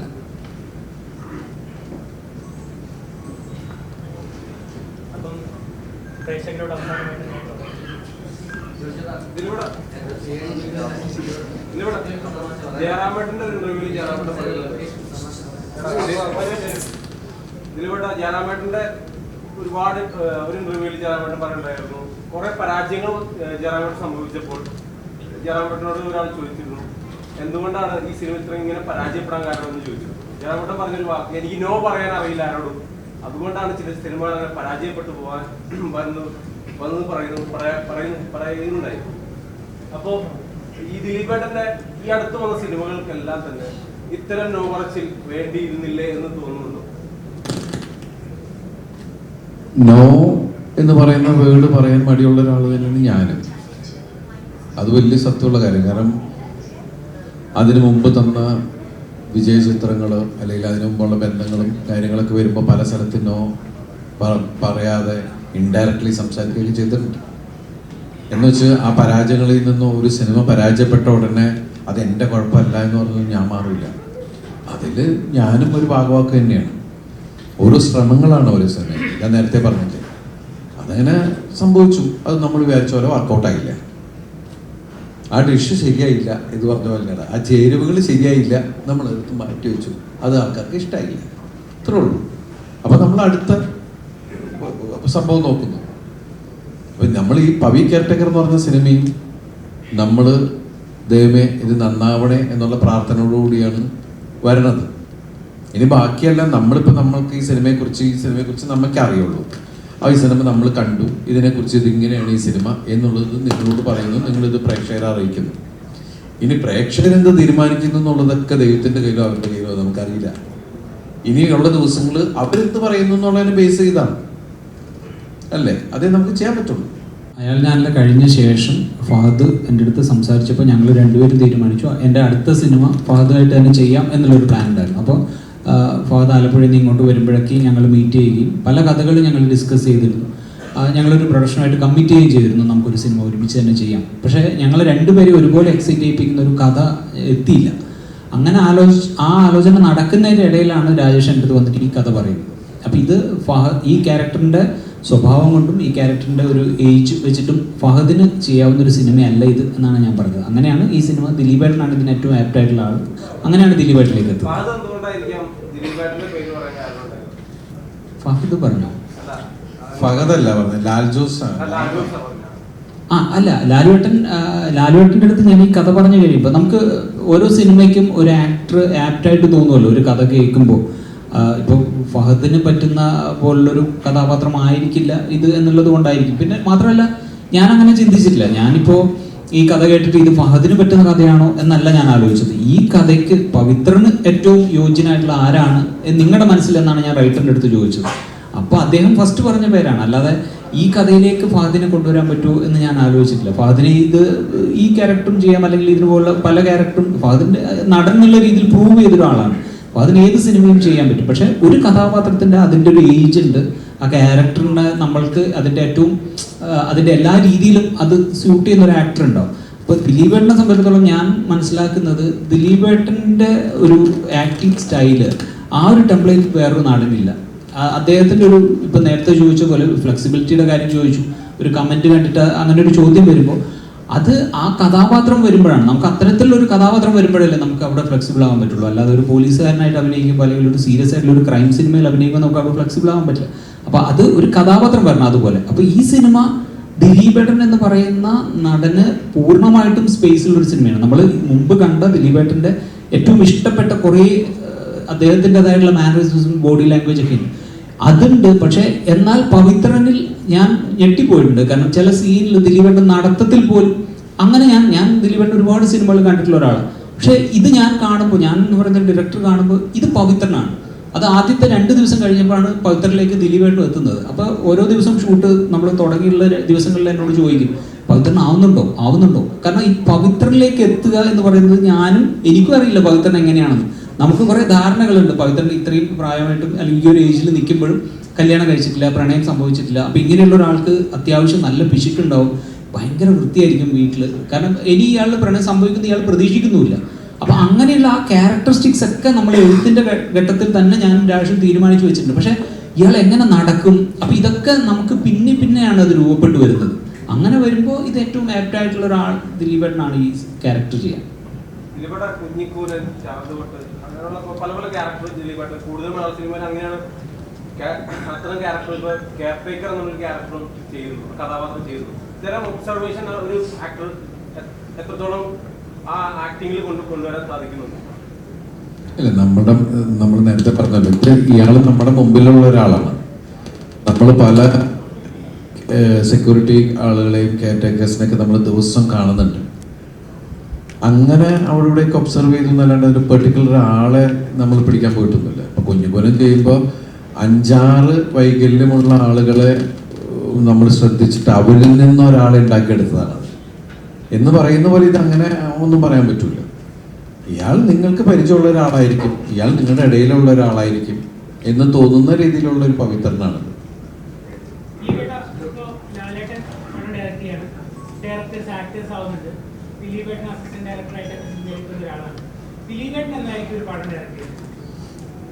അതിന്റെ തീരുമാനമൊന്നും ആയിട്ടില്ല. എന്റർടൈനർ ആയിരിക്കും എന്തായാലും, ഞാനും പ്രതീക്ഷിക്കുന്നു. ഈ സൂപ്പർ ഹീറോ മൂവിയെ മജീഷ്യനായ പ്രൊഫസർ ഡിങ്കൻ, അതുപോലെ 5ഓളം പടങ്ങൾ ഇവിടെ ചെയ്ത് കഴിഞ്ഞു എന്നാണ് എനിക്ക് തോന്നുന്നത്. ഇല്ല, ചെയ്തിട്ടില്ല. പറക്കമപ്പം തുടങ്ങാൻ പോണുള്ളൂ. ഡിങ്കനും വീണ്ടും ഷൂട്ടിംഗ് തുടങ്ങാനുള്ള പരിപാടികളാണ്. ഇല്ല, അതിപ്പോ എന്താണെങ്കിലും ഇപ്പൊ ഞാൻ ചെയ്തുകൊണ്ടിരിക്കുന്നത്, ആ പടത്തിന് പേരിട്ടിട്ടില്ല. ക്യൂനും ജനഗണമനൊക്കെ എഴുതിയ ഷാരിസ് ഉണ്ട്. ഷാരിസിന്റെ ഇതില് പുതിയ ബിൻഡോ സ്റ്റീഫൻ എന്ന് പറഞ്ഞ ആള് വർക്ക് ചെയ്യുന്ന ഡയറക്ടറായിരിക്കുന്ന പടമാണ് ചെയ്തുകൊണ്ടിരിക്കുന്നത്, ലിസ്റ്റ് പ്രൊഡ്യൂസ് ചെയ്യുന്നത്. അത് കഴിഞ്ഞാൽ പിന്നെ ബബ്ബ, അതൊക്കെ എല്ലാം പുതിയ ആൾക്കാരുടെ രീതികളും കാര്യങ്ങളൊക്കെയാണ്. പറക്കും പപ്പൻ, ഇതൊക്കെയാണ് കണ്ടിന്യൂസ് വരുന്ന പ്രോജക്റ്റുകൾ. ഹി ആൻഡ് ഷീ എന്നൊക്കെ ഉള്ളതാണ്. ദിലീപേട്ടൻ കുറച്ച് മുമ്പ് അദ്ദേഹം ചോദിച്ചിരിക്കുകയാണ്, അത് ദിലീപേട്ടൻ ചെയ്ത കഥാപാത്രങ്ങളിൽ കുഞ്ഞിക്കുരനായാലും ചാന്തുകൊട്ടലിനും പച്ചക്കുതിരയായാലും അങ്ങനത്തെ ചെയ്യുന്ന കഥാപാത്രങ്ങളിൽ കുറച്ച് ചലഞ്ചിങ് ആയിട്ടുള്ള, അല്ലെങ്കിൽ ഫിസിക്കലി ആയാലും ശരി ചെയ്യുന്ന പെർഫോമൻസ് ആയാലും കുറച്ച് ചലഞ്ചിങ് ആയിട്ടുള്ള കഥാപാത്രങ്ങൾ ഇപ്പം ചെയ്യുന്നതെല്ലാം നോർമലി ഉള്ള ഈ ദിലീപേട്ടനായിട്ട്, അല്ലെങ്കിൽ ദിലീപേട്ടൻ്റെ കഥാപാത്രങ്ങൾ എന്താ പറയുക, ദിലീപേട്ടൻ തന്നെ വിചാരിച്ചാൽ നടക്കുന്ന കുറച്ചുകൂടെ ചലഞ്ചിങ് ആയിട്ടുള്ള കഥാപാത്രങ്ങൾ മലയാള സിനിമ കിട്ടുന്നില്ലെന്ന് കരുതുന്നുണ്ടോ? മലയാള സിനിമയ്ക്ക് കിട്ടുന്നില്ല, താങ്കൾക്ക് കിട്ടുന്നില്ലെന്ന് കരുതുന്നുണ്ടോ? നമ്മുടെ മുമ്പിലേക്ക് വരുന്ന കഥകളല്ലേ നമുക്ക് എടുക്കാൻ പറ്റുള്ളൂ. നമ്മൾ ആഗ്രഹിക്കുന്നുണ്ട് എന്തെങ്കിലും ഡിഫറെന്റ് ആയിട്ട് കിട്ടുമോ എന്നുള്ളത്. അത് നിങ്ങൾക്ക് ഇഷ്ടമാകാവുന്ന കഥാപാത്രങ്ങളായിരിക്കും. നമ്മുടെ രാജ്യത്തിന്റെ വിധി നിർണ്ണയിക്കുന്ന ഒരു ദിവസമാണല്ലോ റിലീസ് ഡേറ്റ്. അപ്പം ദിലീപേട്ടനെ സംബന്ധിച്ചിടത്തോളം എത്രത്തോളം നിർണായകമാണ് പവി കെയർടേക്കർ? നിങ്ങൾ പറഞ്ഞാൽ ഇപ്പൊ എല്ലാം ഉണ്ട്. അപ്പോ നിങ്ങളുടെ വിലയേറിയ ഒരു വോട്ട് നമുക്ക് തരിക പവി കെയർടേക്കർ അല്ലേ? എല്ലാവരും വോട്ട് ചെയ്യാനുള്ള അവസരം പാഴാക്കാതിരിക്കുക, വോട്ട് ചെയ്യുക. വോട്ട് ചെയ്ത് കഴിഞ്ഞ് നേരെ തിയേറ്ററിലേക്ക് വരിക. പവി കെയർടേക്കറിന് അടുത്ത വോട്ട് കൊടുക്കുക. Thank you.